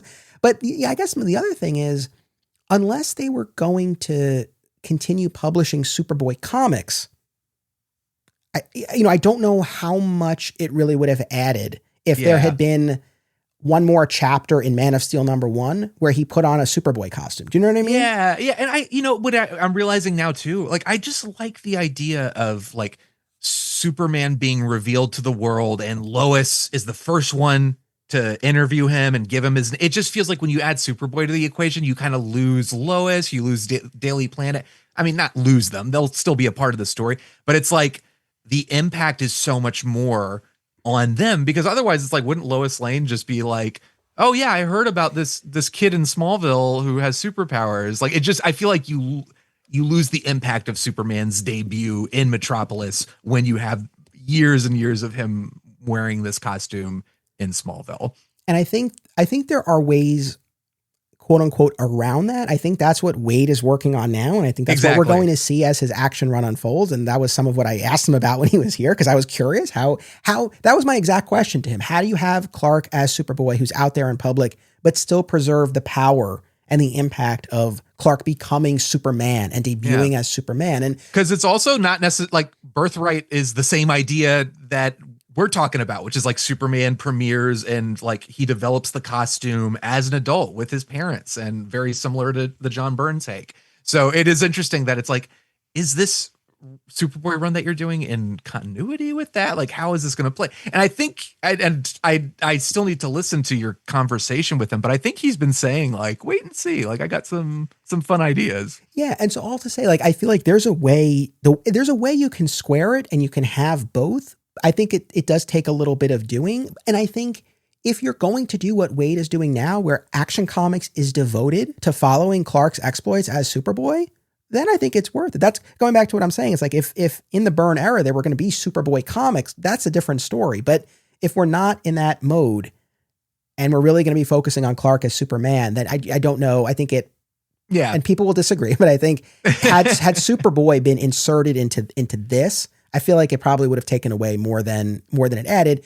Instead, the way Byrne approached this, it really cleared the deck and gave you that powerful moment of him becoming Superman. And so in this context, I'm good with it. At the end of that middle chapter there, we do have Clark going off. He has to see somebody. Now we're going to find out in issue 6, it's Lana. More to say on her. But the last chapter and epilogue in Man of Steel #1 is Clark recounting to Jonathan his saving of the experimental space plane. Originally it was going to be the shuttle, but they changed it in response to the Challenger and all that. But saving that plane, revealing himself in public, albeit not yet in a costume. And the, I think, iconic line of him saying they all wanted a piece of me. Right? He's swarmed by all of these people wanting to sell him something, wanting their help, just wanting a piece of him. And he's not quite sure how to move forward from here. How does he help people without encountering that sort of response again? And Pa has an idea. And then we segue into Martha making the costume. Right. which in and of itself is another departure, right? These are not the Kryptonian blankets that he arrived in. She makes him a costume. Pa and Jonathan design the S shield, which tracks, I guess, because Lois had already named him Superman. Yeah, I was going to say, I was like, well, wait a second. They don't really explain why this is the symbol they decided to go with, but whatever. Yeah. I mean, we already see the headline of Superman saves space plane. So it's like, okay, I can yeah, sure. Giant S. Why not? Yeah. Yeah. So I guess the other thing structurally that I don't know, that just kind of jumped out at me is that all of this last chapter in particular is all told in flashback. It's like it's already happened, the space shuttle save, and then he's recounting it to Pa. I don't know if there's anything to say about that, but maybe it highlights their role in this new realm. Yeah.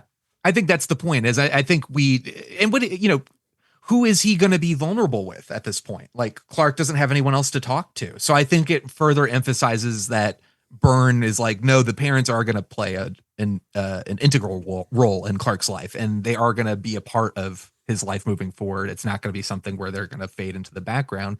They're going to be there for him. They're going to help him through his issues and be the voice to talk to. And they're going to help him design his costume. They're going to be with him every step of the way. So I think that's it, is like giving them, this story has been very focused on Smallville and his parents. And I think it's like, let's close out that chapter of his life, but let's have the parents play the active role. So it makes sense to finish things off with him being at home. It's probably, as far as the space that was allowed in that issue, I can see it's like, oh my God, if I have to explain, like, all right, he goes to Metropolis, he meets these people, what's he doing in Metropolis? Like, how, I can see how he was probably like, you know what, I'm just going to do it in flashback. Let's just focus on Smallville. And then the next issue is when I'll open the doors wide open for Metropolis and Lois and the Daily Planet.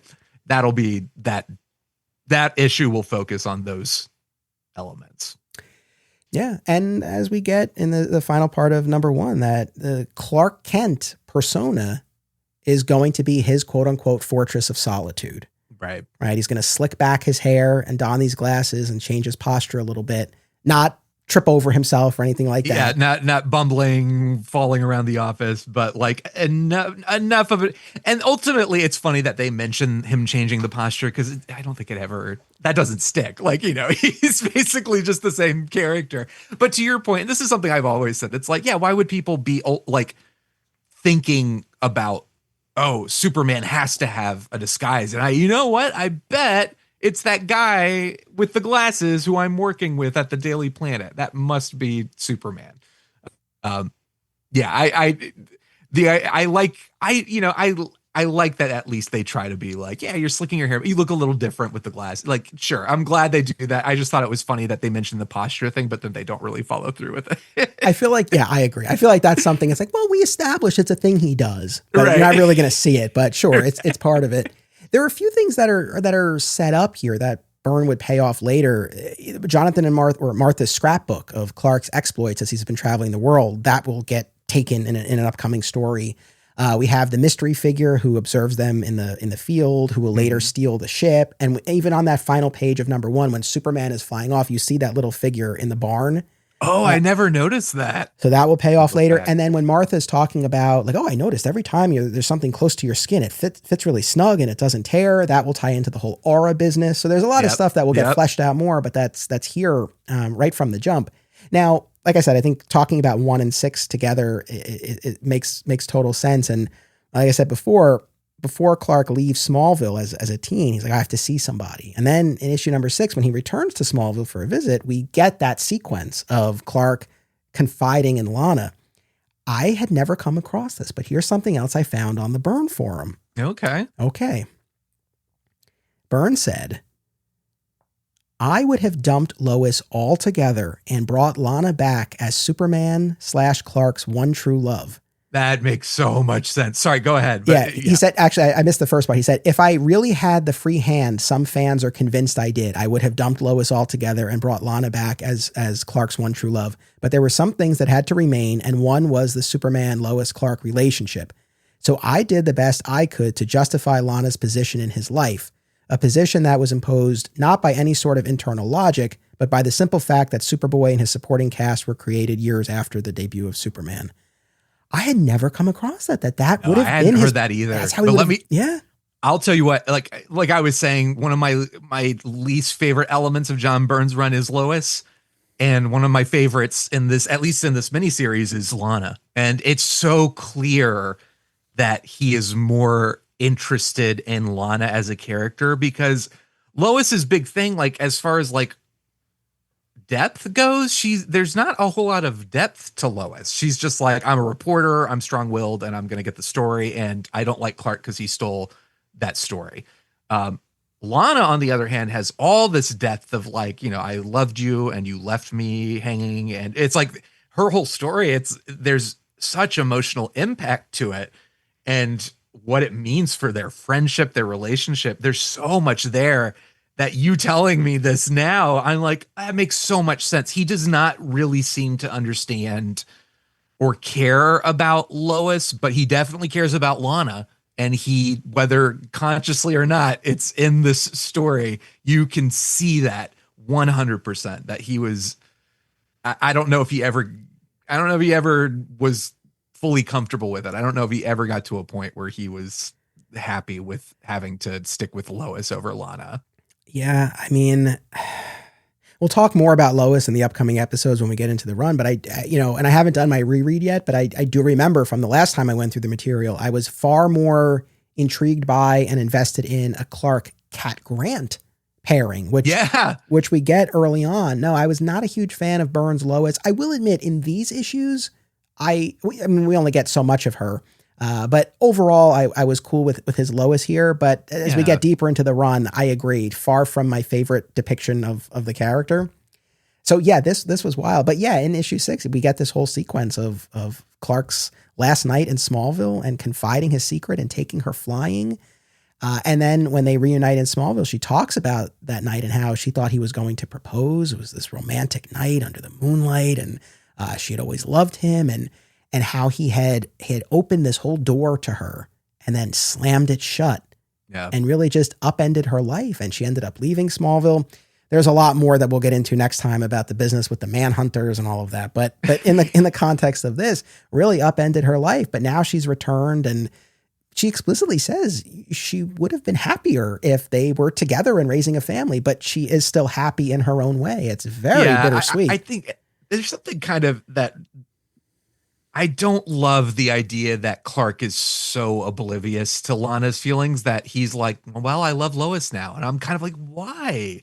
Like, you and Lois haven't necessarily, it's like there's a physical attraction there.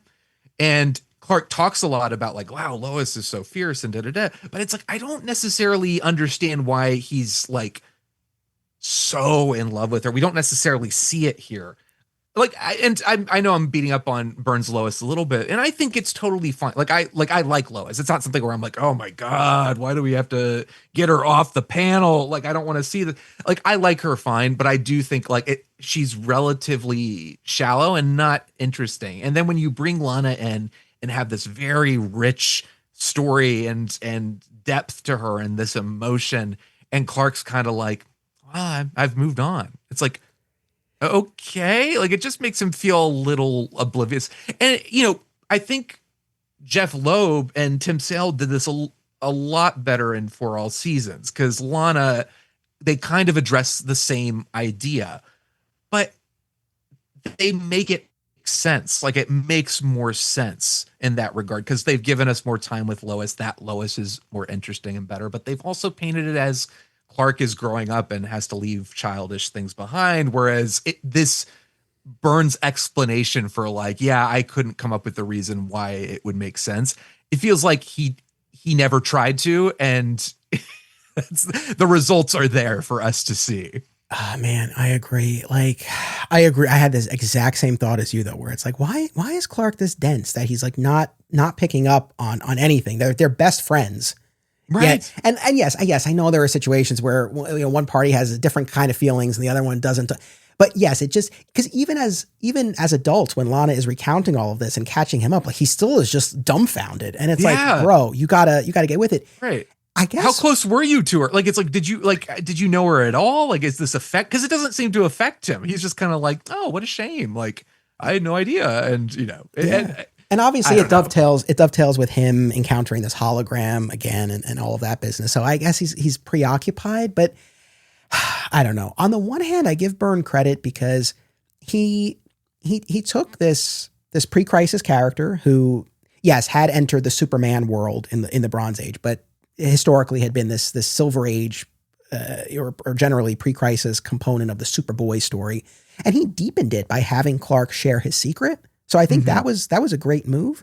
Yeah, I love that. I understand feeling stifled or feeling frustrated that he couldn't go as far with Clark and Lana as it seems like he wanted to, but could we not have still done more? Like, I don't understand why they couldn't have been childhood sweethearts as opposed to, or like, not necessarily a love triangle, but like you didn't have to abandon Lana completely. That's what I'm saying. It's like, if they're childhood sweethearts, that's that's a whole dynamic there that you have, as opposed to this whole idea. And this continues for a while, really, because we've talked about this recently. It's not really until we get to like Joe Kelly and then Chuck Austin, which is its own story, where they sort of spin this a little bit differently. But for quite some time, it's really this idea that he sees her more as a sister. And it's like, why? I mean, I feel like it could have been that they had this sweet childhood romance or high school sweethearts, whatever. That's something.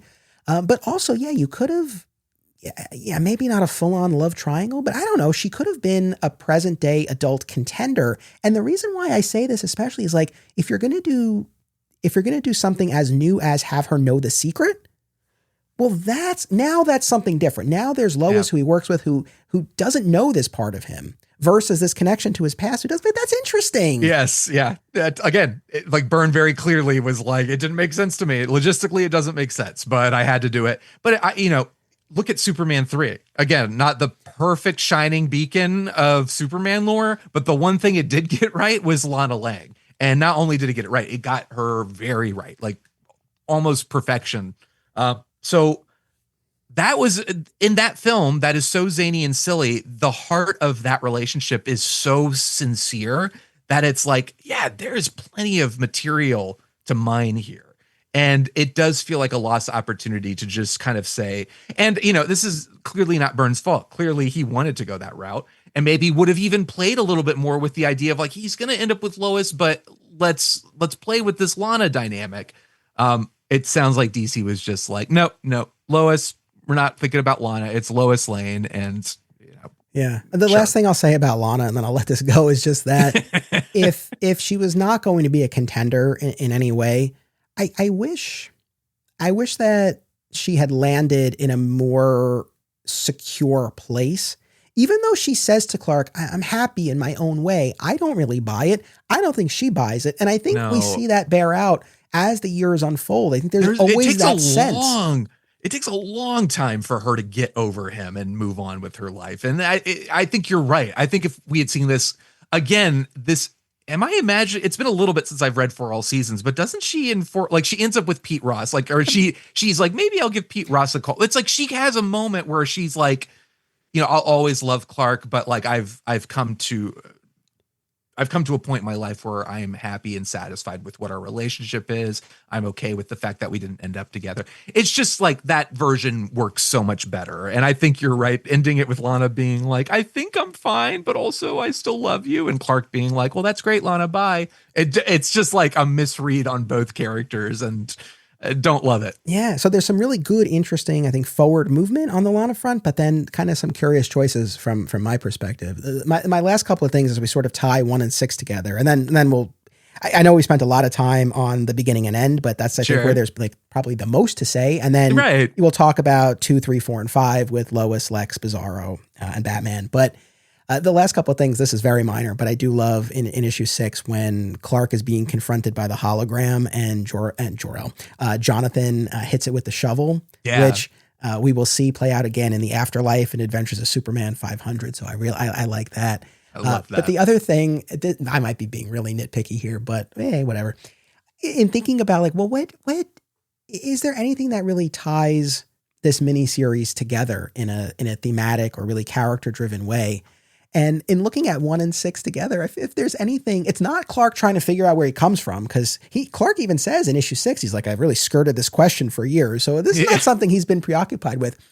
But in issue 1, like we talked about, there's this whole bit about they all wanted a piece of me. They were like maggots. That's what he calls the people. Yeah. Yeah. And in issue 6, when he arrives in Smallville, my old home prairie town, right? He even has a bit where he thinks to himself, at least here, no one will make demands of either of my identities.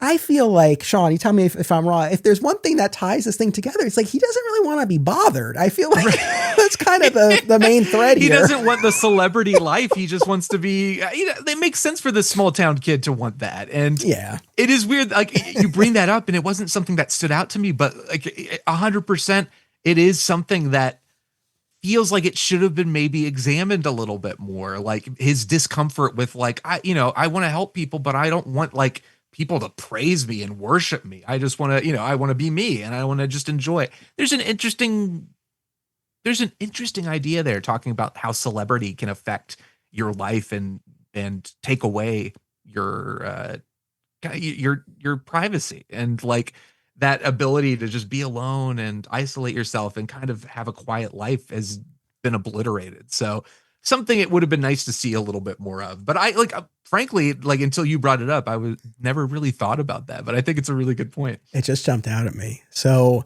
like I said, we spent a lot of time on the bookend issues, but now as we kind of make our way through the other ones, and a lot of things we've already hit on, I know we'll have a lot to say on the Lex front, but issue 2 picks up seemingly pretty close in time to issue 1 because we see Superman make his in-costume debut. So I do feel like issues 1 and 2, timing-wise, we're not covering a crazy span of time. That's why I think it also felt so weird to me when I found out that the whole thing takes place over 10 years, because I think the first 2 issues feel so connected that then when you start to read on and it's like, it's been 18 months, Lois, I'm like, wait, what? So what period of time is this covering? And then when I read 10 years, I was like, are you kidding me? Like, all right, fine. Yeah.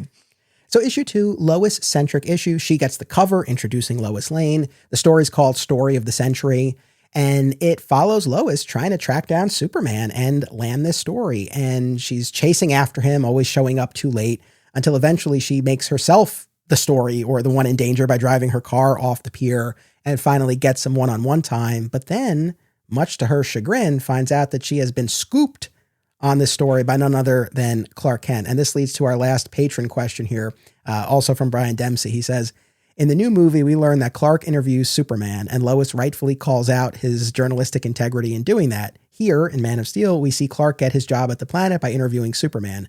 What do you think of Clark doing this? Clark knows the questions and answers and is writing up a fictitious interview. Do you think the ends justify the means in this miniseries? And does Clark continue delivering Superman exclusives after getting the job? I don't recall, but I don't think so. Please let me know. What do you make of this? Because this was a big thing in the movie, and we see it here as well. It's very funny in the movie, and I really would like to see James address this in sequels, because I think they make a little bit too much light of the fact that it's like, Clark, oh, you're such a terrible reporter. Your writing is awful and da-da-da. And also you're just interviewing yourself and using that clout. So you're kind of like, is Clark Kent a good reporter? And I don't like to think of it that way. I like to think of Clark Kent. He is a good reporter, and he's not just resting on his laurels and using his persona to score stories. However, I do like the idea that he uses Superman as the story to earn him the job at the Daily Planet. And as far as I can recall, it's the only time in maybe not the only time, but it's the only time he uses Superman to gain an advantage over somebody else. Because even later on, I think he references it was only a one-time thing. I didn't want to keep doing it. Or no, what it was is it's Lex is like, why didn't you accept the award for that story? And he was just like, he kind of brushes it off. But the feeling you get is like, he knew that it was kind of like, he was towing the line a little bit. And ethically, it's like, is that okay? So to his credit, he doesn't really use that again. But he also does scoop Lois on the story, and he knows he's scooping her on it. Like, he even sits with her and gives her some details and then goes and does it anyway. So there is something iffy about that. I think there's a bit of him, quote unquote, punishing her for this ruse of pretending that she was in danger. Superman calls her out as he's leaving the apartment. He's like, "Do you always carry an aqualung in your car?" Yeah. But I think there might be something to that. To answer Brian's question, is I have thought about this a lot. Okay, so a couple of things. I think generally I like the idea of Clark having an interest in journalism and being good at it. I like the idea of him making his bones, earning his spot with a different kind of story. Like by the time we get to the end of the new James Gunn movie, he's writing a story about the food cart vendor who Lex killed. Yeah. And I thought that was great. I always use this example, but from the pilot of Lois and Clark, The New Adventures of Superman, where Perry had assigned Lois this human interest story about the old theater that was being demolished, and she blew it off. But Clark follows that story, and he writes this really lovely, bittersweet human interest piece about this actress who's singing the song right before the building is going to be demolished. So I like that. I like that mode for the character. At the same time, if he uses his inside track to get his foot in the door, like you were saying, like it's a one-time thing to get at the Daily Planet, I'm okay with it. I don't think we need, again, I think Lois and Clark, the TV show, showed us we don't even need to do that. But if that's what he does, and it also then creates a bit of tension with him and Lois, I'm not opposed to it. Beyond that, it's not a well I would want to see him going to a lot as a reporter. But even here, now, I'm really in the weeds here, but like, here's the thing.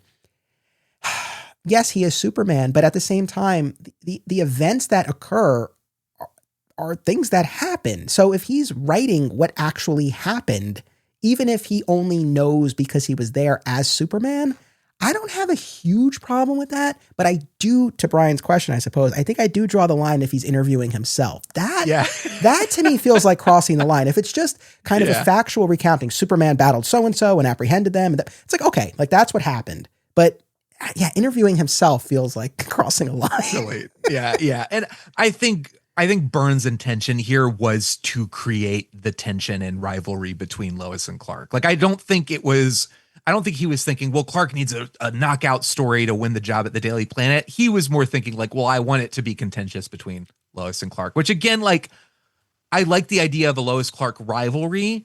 Some contention. I just don't love the way their relationship plays out.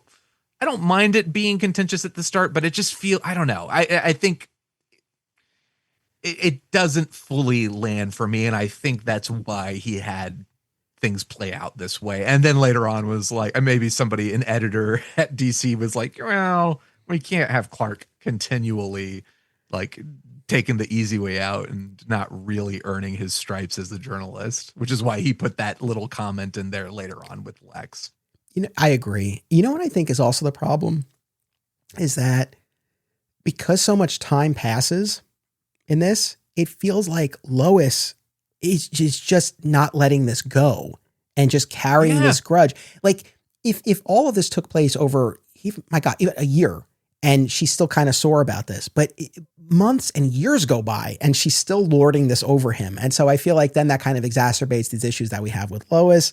Yeah, it's like she's petty. And it also, like, what is their relationship? Are they friends? Does she respect him? Does he respect her? Or are they just like, he's just like, Lois, are you ever going to like let it go? And even in the Lois and Clark TV series, Lois is kind of like, there's a rivalry there, but there's a respect by the end of the pilot that they have for each other and a partnership that is more enjoyable to me than just Lois being like, all right, whatever, Kent, like that kind of thing. Well, I do feel like when we get to the Lex issue, I feel like Byrne gets a little bit of a better balance with Lois and Clark when she shows up at Clark's apartment. He's not ready yet. They're going to this soiree on Lex's yacht, and she sees the photos of him from his football days, and she sees his weights, and he talks about it. I try to keep in shape. And she's like, yeah, and you succeed. Yeah. So it's like, okay, there's some sort of reciprocal attraction going on here. But then she has this whole bit when she sees, I guess, the photos of Clark with his parents. She's like, I can't believe they raised such a swine. But she's still, they're still going to this event together. I know I'm really jumping ahead, but she definitely feels for Clark when he's seemingly killed and when he's thrown off the boat by the hijackers. So I feel like that issue gets at a little better balance. But again, I keep going back to the stories that I know are kind of coming up where I just feel like we never really get out of that mode of Lois with this axe to grind with Clark.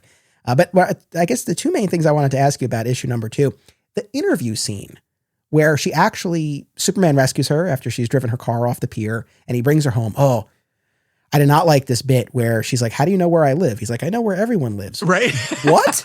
Excuse me? Why is that a thing? How? Okay.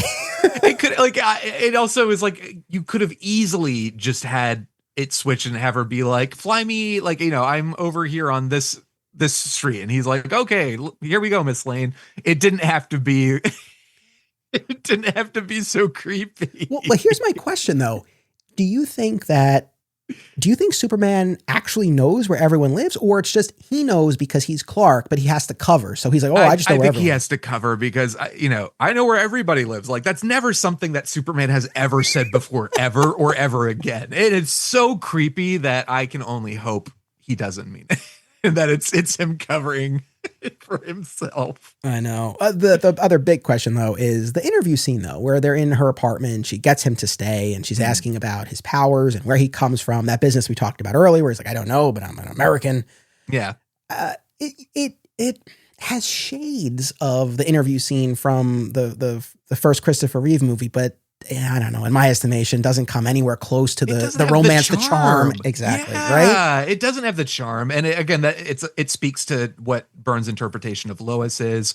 But we also, we don't really know where these two stand with each other, because there was the rescue of Lois in the airplane.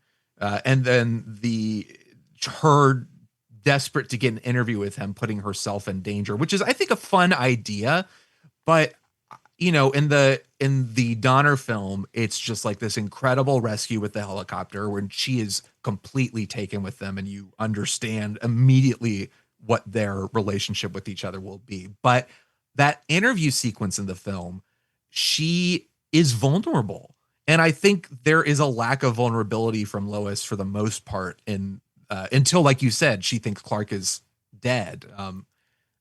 We don't necessarily get layers of Lois. We're kind of dealing with this sort of like, she's a hotshot reporter and she's going to get the scoop. And it's like, what is, like, there's some interest in Superman, but like, what is their dynamic? Are they like, do they like each other outside of just a physical attraction? He kind of talks about, like, to his parents, like, Lois is like beautiful. I can't explain it. It's not movie star attractive, but it's a weird, like, I know. Yes. Because that was, I think it was in the first, because even though issue 2 is kind of our more formal official introduction to the post-crisis Lois, yes, she is there for that space plane save in issue 1. And they have that moment where really it is just sort of this attraction. But yeah, I know. And he's like, she's not movie star attractive. It's like, God damn. I mean, right. Really?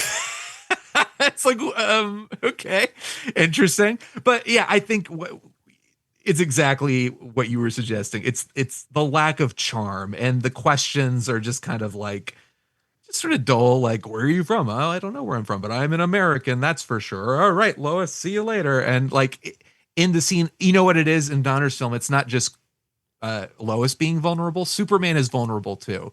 And they are clearly like, there's connection with each other and that opening up to each other. And that's not really here. This scene is just kind of like, all right, well, we got to have a scene where Lois interviews Superman, so might as well do it here. And then ultimately it's kind of a punchline, because it's like, and Clark got the story anyway. So it's like, again, doesn't really go beyond the surface level with this relationship. And I think that's maybe my issue with it. Yeah. It's just weird because Byrne has cited the Christopher Reeve films as an influence, and specifically the humor, the self-awareness of Superman in that. And if you're going to do a scene like this, that's clearly invoking the interview scene from, it just feels weird it's a missed opportunity to keep it at surface level. Anything else you have about this issue, I welcome. But the last thing I want to ask you is, it's mine. Well, I don't know how minor it is. The bit where Superman stops the mugger and returns the purse. Yeah. But makes the point of telling her to turn her music down. I don't know. It's a little too Boy Scout to me. I think, like, I love Superman as a Boy Scout. I think of Superman just always wanting to do the right thing, but I don't like Superman as the, like, now, like, what did I tell you? He doesn't scold people. He doesn't, like, say to the woman, like, you better turn that music down. You're disturbing the peace. Like, it just seems, I think it's a little bit of Byrne trying to do something funny but missing the mark on the character, because I don't see Superman as like a school teacher. I see him as somebody who wants to help, and it just feels like in this traumatic moment for him to have rescued this woman, and then instead of being like, well, I'm glad you're okay, to be like, let's turn that down a little bit. Just seems like it's a punchline for a joke that I don't know had a setup, or it just that's a little bit too like the school teacher Superman that I think people have in their minds when they're like, oh, Superman's so boring and he's too perfect. I think that's kind of reflecting that version of Superman that I don't love. And that presumably they were trying to move away from. I mean, if this whole thing is back to basics, stripping him down, focusing on the core, but making him feel youthful and modern, this feels odd. Like, I think about if this had been the David Cornswet Superman, he would have rocked out with her, or he would have been like, oh man, I love that song. Have you heard this one? Yeah. You know, and I feel like that would have been. Well, remember, have you been reading Superman Unlimited? I'm not caught up on that. Well, the first issue is, with the girl, he's like, I'm a huge fan of the song that you're playing. And it's like, she's not blasting her radio, but it definitely feels like it would have made more sense for Superman to say, like, I'm glad you're okay. I love that song, by the way, and then fly away. Yeah. It just feels a little, like I said, a little too scolding and like, all right, I know better than you. And I think that's one of my least favorite interpretations of Superman, is that he thinks he's better than us, or thinks he has to teach us to be good people rather than just setting the example by being a good person. Well, I don't think there's any better segue to our Batman issue where Superman grabs Batman's bat line and calls him outlaw. Yeah, and Byrne has this line in there where he's like, I think Superman is thinking to himself like, oh, I don't love vigilantes, even though some people think I'm a vigilante. And I'm like, well, that's because you are Superman. Like, it's a weird, like, it makes sense that maybe Superman would be like, I don't approve of your methods, but for him to be, again, super judgmental of like, all right, Batman, you're coming with me to the police station. It's like, okay, interesting. All right. But I think the issue as a whole, really, really fun. I think Byrne captures the dynamic, but also presents a really interesting idea of like, why would Superman feel the need, if he can go anywhere and do anything, why would he kind of leave Gotham City alone to Batman? So I think Byrne, you just kind of, as a comic book fan, you just accept it. Well, Batman, it's Gotham City. Like, that's Batman's territory, and Superman stays in Metropolis. But I do appreciate that Byrne tried to address that and say directly, like, no, Batman is specifically skilled for this city. He knows what the city needs. And Superman respects that. And it's like, all right, great. You've got things handled. I'll go to Metropolis. You handle that. So I like that dynamic. And I love just the idea of Batman, the way he kind of manipulates Superman into helping him. And like, I've got a bomb and it's going to kill a person. Cause you're reading it and you're like, that's kind of dark for Batman. And then at the end, you're like, oh, you got me. That's a pure Batman move to be like, yeah, I'm the person whose life was threatened by this bomb. So technically I was telling the truth. Yeah, no, I am a fan of this issue. And I think talking about yet another change, right? These are not the buddies who palled around in World's Finest before. They have similar objectives, but very different means, and are initially at odds, though they will come to a form of respect. And then we'll see that really evolve in the years to come. But I think it was I don't know how much I love that opening of Superman just showing up and grabbing the outlaw. Being like, all right, mister, like, you've had your fun. Now let's go to the police. It's just like, Yeah, I know we only had one issue for the Batman story. Maybe I wouldn't have minded some sort of inciting incident that drew Superman to Gotham. But all that to say, I think this overall is very effective. And to your point, really does get this idea. And Batman articulates this explicitly, where he says there is a difference between protecting a planet and cleaning up a city. And I think in recounting everything that Magpie has been up to with these heists and these deadly devices that she's left behind, she's left this whole trail of bodies. And Superman hears about this, and then he deals with Magpie firsthand. And I think there is this understanding that, okay, there are maybe different approaches called for in different situations. And I definitely think Batman earns his respect throughout the story. He sees the investigative prowess that Batman displays when he has his portable crime lab in the trunk of the Batmobile. And like exactly to your point, the fact that he has this clever ruse about the force field and the bomb that would have only actually killed Batman himself. He didn't actually put someone in danger. No, I think this is very successful. I've bagged on the use of Magpie over the years. I know. It's such a strange villain. I do like, though, I think I could give or take Magpie, but I like the idea at the end that like Superman's like, aha, I've unveiled you, and she's kind of like mentally so disturbed that Superman's like, I don't know how to handle this, and Batman's like, I deal with this every day. And I liked that idea because it's like, again, Batman kind of deals in these dark depths of humanity and morally gray. Superman's a little bit more black and white, which is maybe a failing of his. So I like the idea that the villain kind of is sort of this scarred, emotionally damaged person that Superman's kind of like, okay. And Batman's like, I'll take it from here. Yeah. And the fact, I think for Superman to see that up front, but then for Batman to be like, she's not even the worst of them. Right. It's like, oh my God. Like, Superman's like, okay, well, good. Then you've got this handled. I'll get out of here. Yeah. No, this was, look, and my position on Magpie has softened. I think for me, it's just, it would have been maybe cooler to see somebody else, but the foundations of the story are very solid. And I think all the Batman, Superman stuff is what I would want it to be. So, no, I consider this a win and a very nice nod at the end where Batman thinks in another reality, I might've called him friend. It's like, you and did. We see, again, like you said, it's more contentious, their relationship, but they team up. They have a fun dynamic. I love both versions. I love what Mark Waid has been doing in World's Finest, where we're kind of back to that basic buddy, not buddy comedy, but like they are buddies. Like it's not contentious. But I like the contentious because, it makes sense that Batman and Superman are going to clash. They have very, very different methods of achieving what they want, and they're very different people. So I think both dynamics work, and I'm glad that it became a part of this version of the character too.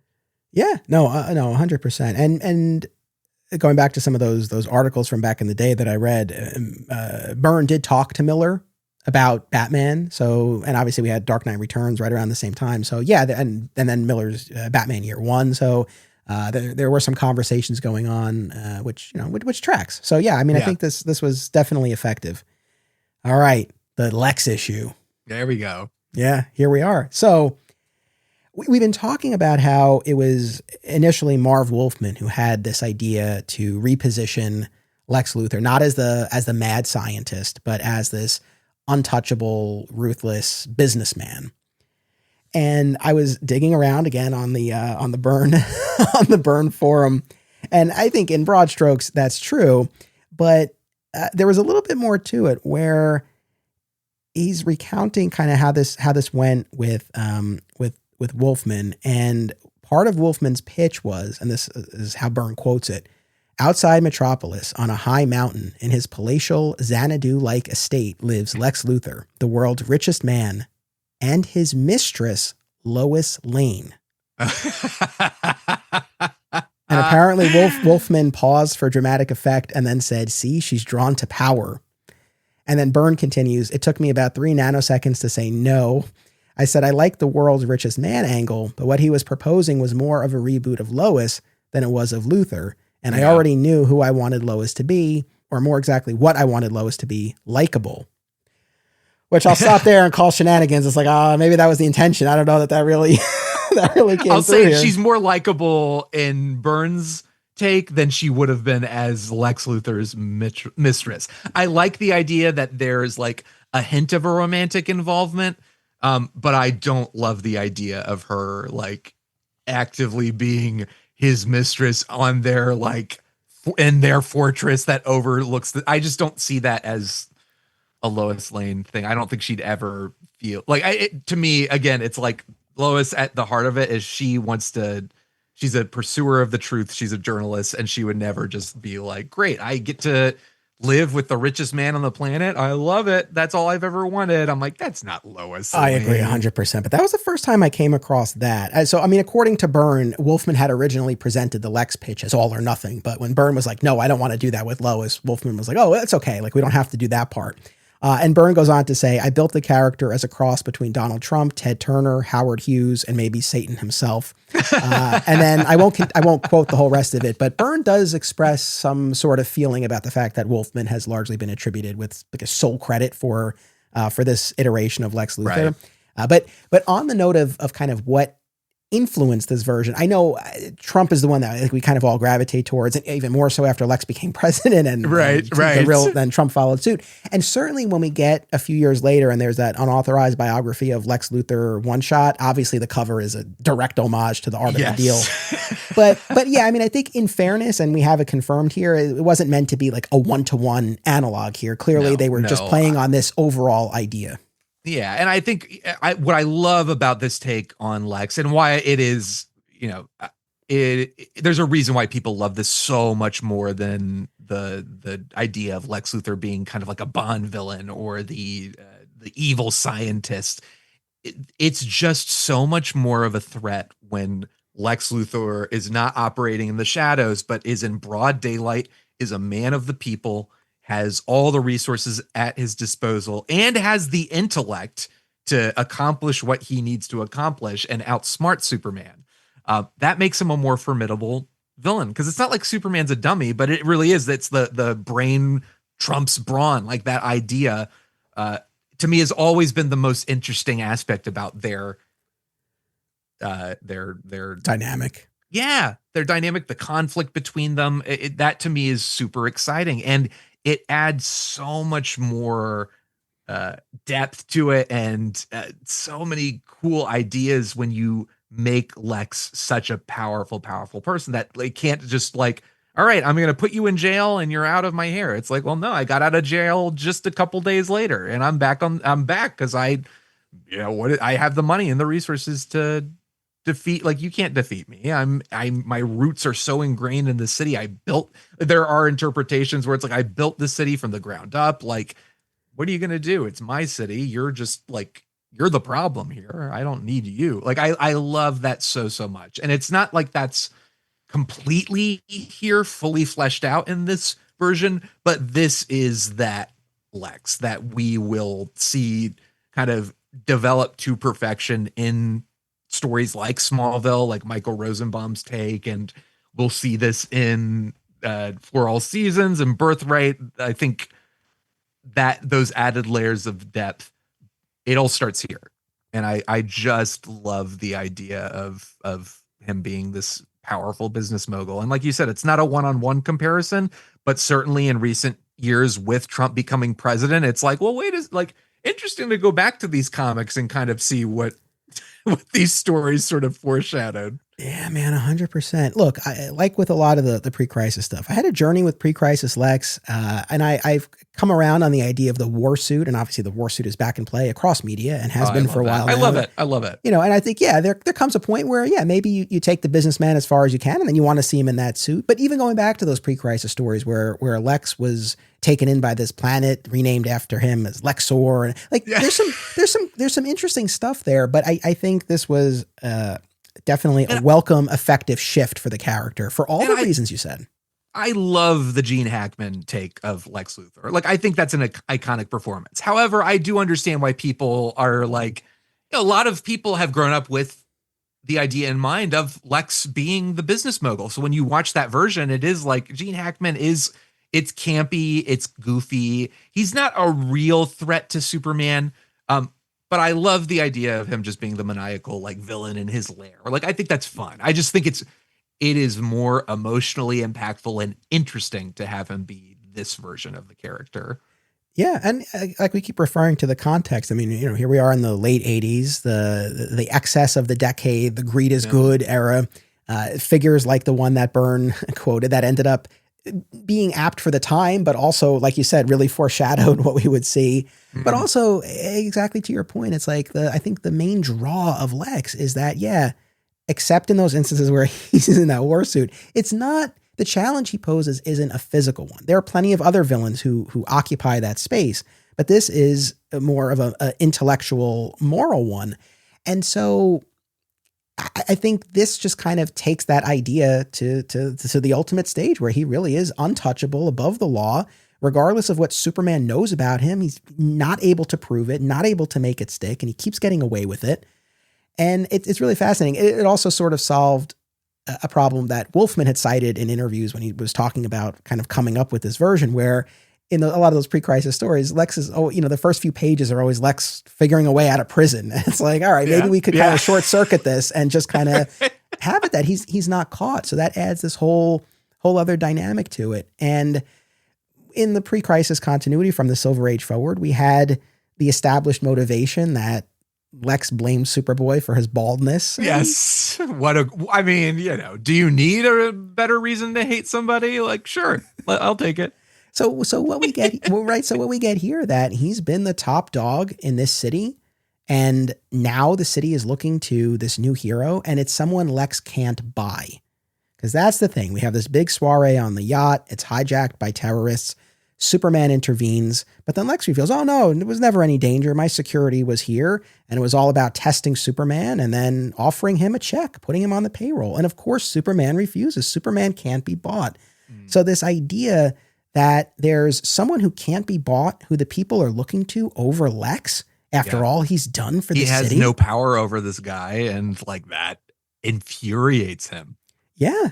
So it's definitely compelling. Now, and oh my God, I say this all the time. I do, when we get to the Smallville television series and really that personal animosity forged by years of lies and everything that went on between the two of them. Or again, something I quote all the time, when we get to the very philosophical Batman v Superman approach to Lex, I do gravitate towards that a lot. But I think what we get here, and like you said, what you see fleshed out over subsequent years, and the Lex spotlight issue of For All Seasons, for example, I think this is definitely a take that resonates, and there's meat on the bone here to explore. Yeah. And you get to see him balding over the course of these couple of issues, which is another nice touch. Yeah.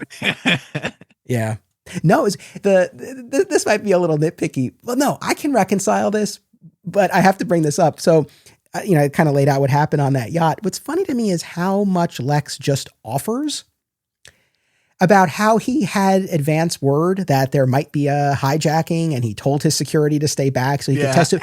He just maybe volunteers. It's just his cockiness. Like, he's just like, I don't care. Yeah, I could tell you, because, what are you going to do about it? And that's how I reconcile it, because I do think it's that. Why on earth would he think that Mayor Berkowitz would deputize Superman and arrest Lex for reckless endangerment? He's never been touched before. Why would he be now? So I think that accounts for it. I think, though, maybe it was a bit of a missed opportunity. It could have been like, maybe Lois could have figured something out. Yes. Yeah. I think that would have been really, really great. Because again, like, it's not that she's kind of like the victim here, but she's also fighting back and doing stuff. But it's like, just again, to give her something more to do and something more effective to show how awesome of a reporter she is, for her to be able to dig up that dirt and to come out at the end and say, actually, Lex, I found this, instead of him saying it. Again, missed opportunity. I don't think Byrne was super interested in Lois, clearly. So I agree. I think that's a really, really good point. I did like, though, her moment with the dress when she realizes that Lex had given that to her as a gift as opposed to a loan, and she takes it off and puts Clark's jacket on. I love that. Yeah, that's great. Yeah, I like that. You know what's weird, too? I realized this.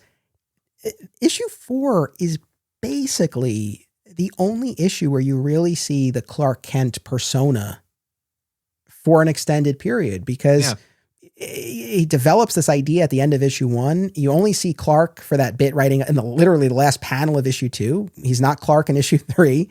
Yeah. And then in the Bizarro issue, we do get a few pages of him at the planet, but it's pretty fleeting. I mean, this is really the most time we spend with him. Yeah. And the first time we get a, oh no, Clark, he's dead. And Superman being like, no, Clark's okay. Oh, where is he? I gotta go. But it's like, don't worry, I took care of Clark. And nobody asks, like, great, where is Clark?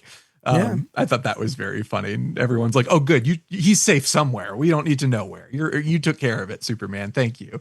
I mean, there were nice bits here, like in Clark's apartment, where we realize he has these weights for show to account for how he has the physique that he has. And Lois is like, these aren't any heavier than mine. And he's like, oh, crap. Like, I can't tell. And then we also see him using the shard of the spaceship to shave. To shave, yes. Yeah. I feel like, I don't know, like, again, there's so many Superman comics, it's impossible to say for sure, but it's like, that's definitely a piece of lore that certainly, if it wasn't established here, like, it's become so well known because of that moment. And you're like, oh yeah, I got to shave. Here's how I shave. And I reflect off this and that. And it's like, sure, this is great. Yeah. But this is, I feel like this issue in particular, where we see them at this event and when we see Clark's apartment, and I feel like we'll see this certainly like the Lois and Clark show. I feel like this is the yuppie version, right? Like Lois and Clark, like they're very successful young professionals in the city. They have their apartments are completely unbelievable and like spacious and large and fancy. And, but I think, you know, as much as I complain about Lois in this miniseries, I do think they have a really fun dynamic in this issue that it doesn't make up fully for that interpretation. I think at least is like, okay, like there is some good stuff. There is a good rapport. They have a good rapport and a fun relationship. And I guess I would have just liked to have seen more focus on that instead of just really this one issue. Yeah, no, I agree. And then I guess my last thing with this issue is because we do spend time with this Clark, and we've been talking about this. Byrne cited the George Reeves television show as his inspiration for Clark, right? That Clark wasn't going to be that mild-mannered or bumbling. Yeah. It's interesting because what we see here, especially the scene where he's with Lois and Lex on the yacht, and he's very polite towards Lex. He's not overly meek, but he's not in Lex's face either. So no, it's I don't know. I think it's an interesting balance. He wants his cake and he wants to eat it too. So it's just like,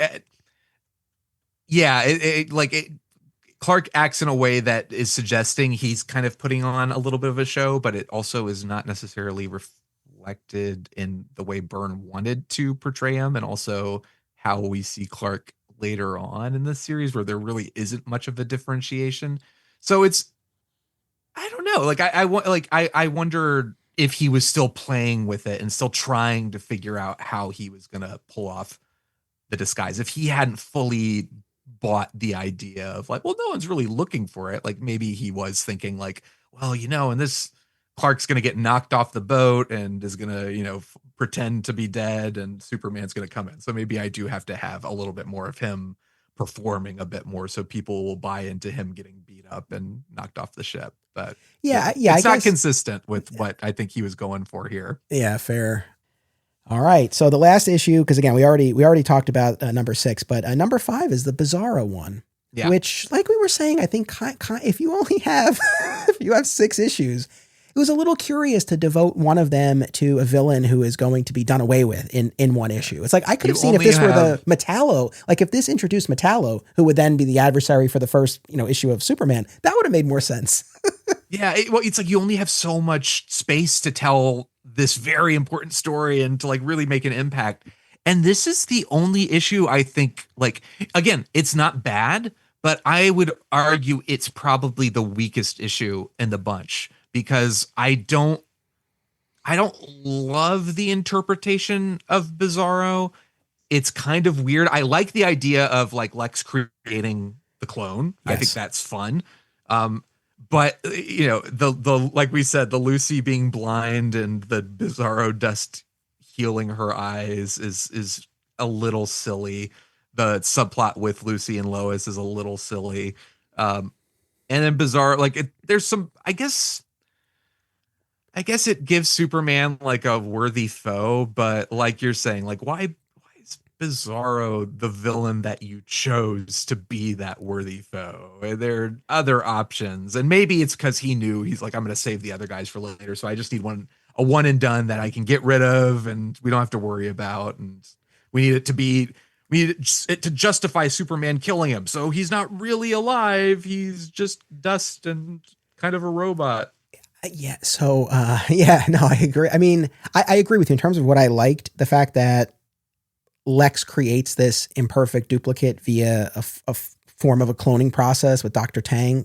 That was cool. I do like the beginning where you see Superman holding the green war suit. And he's like, you're getting sloppy, Luthor. And it's like, what, is Lex in the armor? But no, of course, it's not, because that's not the version of Lex we're dealing with. That I thought was great.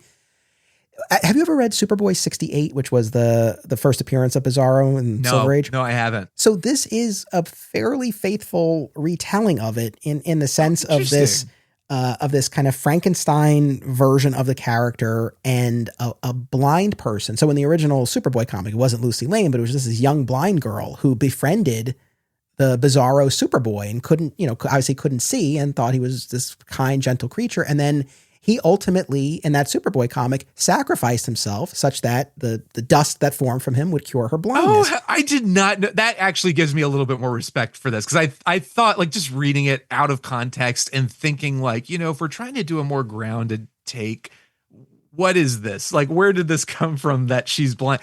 I didn't realize that it was directly referencing the story. I think that's kind of fun. So I didn't know this until I did my whole Superboy dive last year, and I read that story, and I was like, son of a bitch. Like, that's what that was about all this time.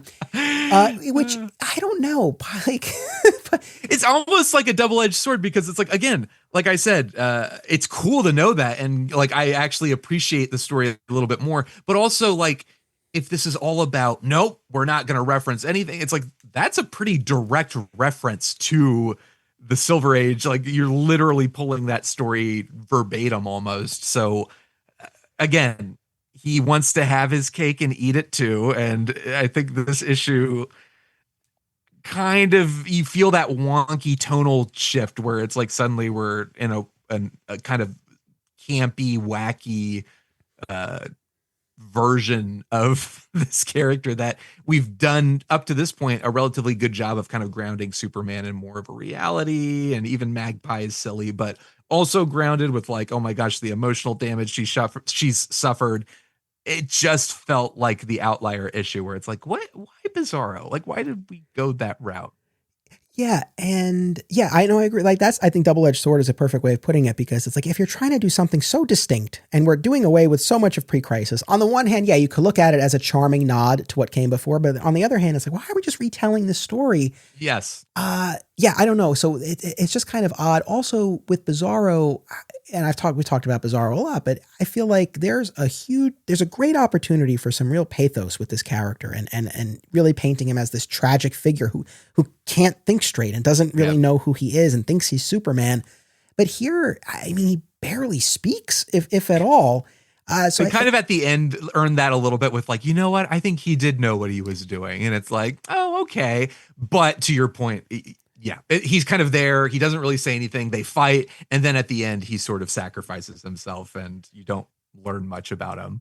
Yeah. And the Lucy thing too. I mean, it's a lot that we try to accomplish here in a short amount of time. I mean, she's suicidal at one point, a few pages in, and that's when Bizarro catches her. So yeah, I don't know. I feel like I feel like the Bizarro one was a bit of a misfire when we look at all of these. I feel like the other ones were more successful.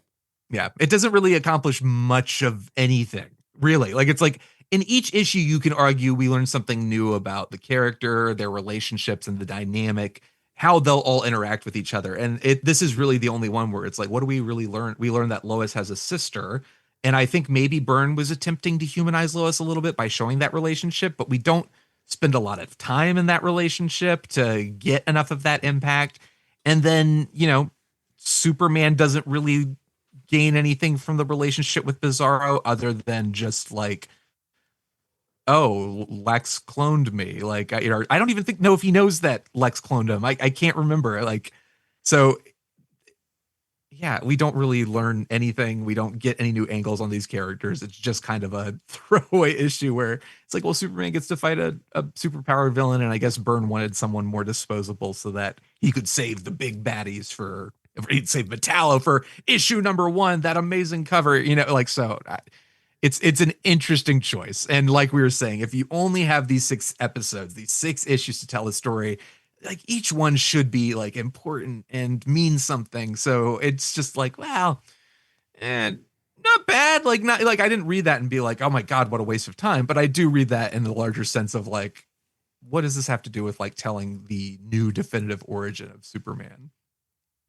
Yeah, for sure. I mean, or if it was just because, I don't know. I mean, maybe because Lex was being reinvented pretty thoroughly, and this was the opportunity to take one classic villain and kind of give you more of that traditional feel. but like we're saying, then the character explodes at the end. Yeah. So it's like, but I don't know. And then we have issue 6 that we already talked about with this return to Smallville, reunion with Lana, and where he learns about his Kryptonian origins, which, just to kind of button us up here, not a fan of just kind of being downloaded with all of the information. I definitely prefer versions of the story where there's some sort of quest he must undergo in order to learn about himself. And even going back to Secret Origin, which I always like to complain about, there too, it's like he gets the crystal and whoa, there's everything. Yeah. So I always like more of a quest. So I don't love that aspect of it, but yeah, I mean, that's the 6 issues of Man of Steel. I mean, that gives us the template for the post-crisis version of Superman. Is there anything else you want to say? Anything we didn't talk about that you want to? No, I think, we've spent a fair amount of time beating up on it. And they're like, I think this is just to say, like, there are flaws to it. And yes, there are things that feel dated and don't work as well. But at the same time, there's a lot here that does work. And I think the good outweighs the bad tremendously. I think you can, like you said, going back to this, realizing, like, even though it's almost 40 years old, it does feel modern. Like, there is, like, it does work. It does still work as a story. You can enjoy it. Somebody can pick it up and say, like, hey, what's a good, like, origin story or a good take on an origin story? You can say, like, oh yeah, if you want to read the John Byrne Man of Steel, like, have at it. I think it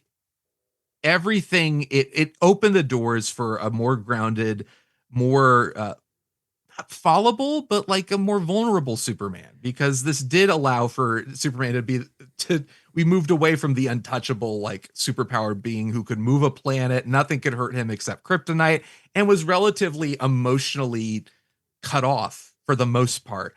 We introduced a very human cast of characters, and Mike Carlin was talking about how much they wanted to mimic Marvel and how Marvel was really, like, stealing everyone's thunder just by going so human. So I think what John Byrne did is he recognized that and recognized that was something Superman needed. And ultimately it paid off, because I think we see a lot of interpretations of Superman that follow in these footsteps and do, I think, elevate and take it to another level in a lot of cases. But I think John, he opened the door for that to happen. Absolutely. And tying us back to where we started. I mean, this set the foundation, right?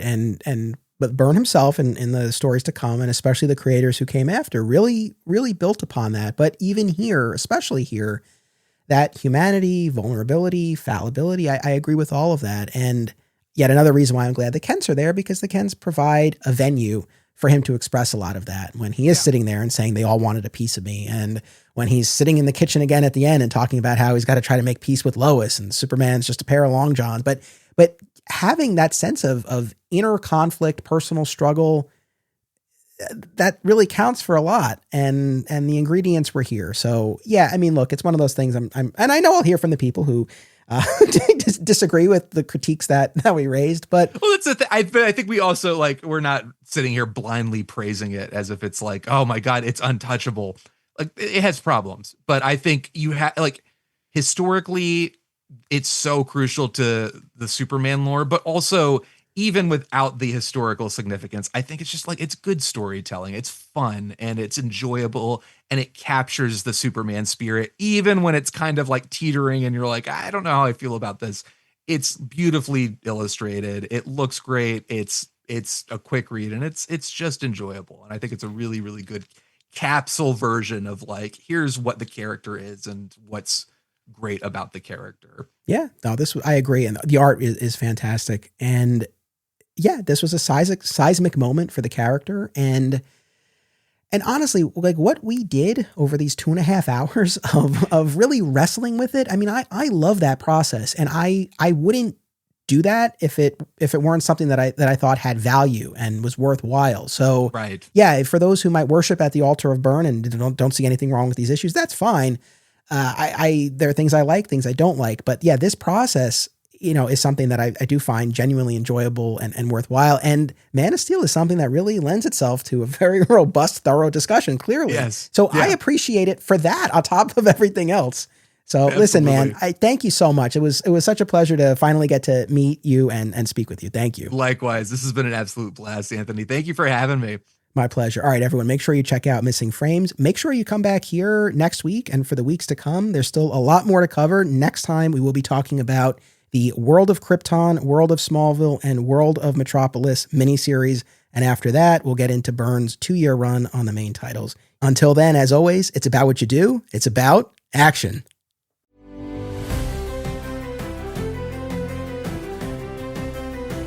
This podcast is an affiliate of BCW Supplies. The next time you need to restock on comic book bags, boards, boxes, and more, be sure to use promo code FSP to save 10% on your order.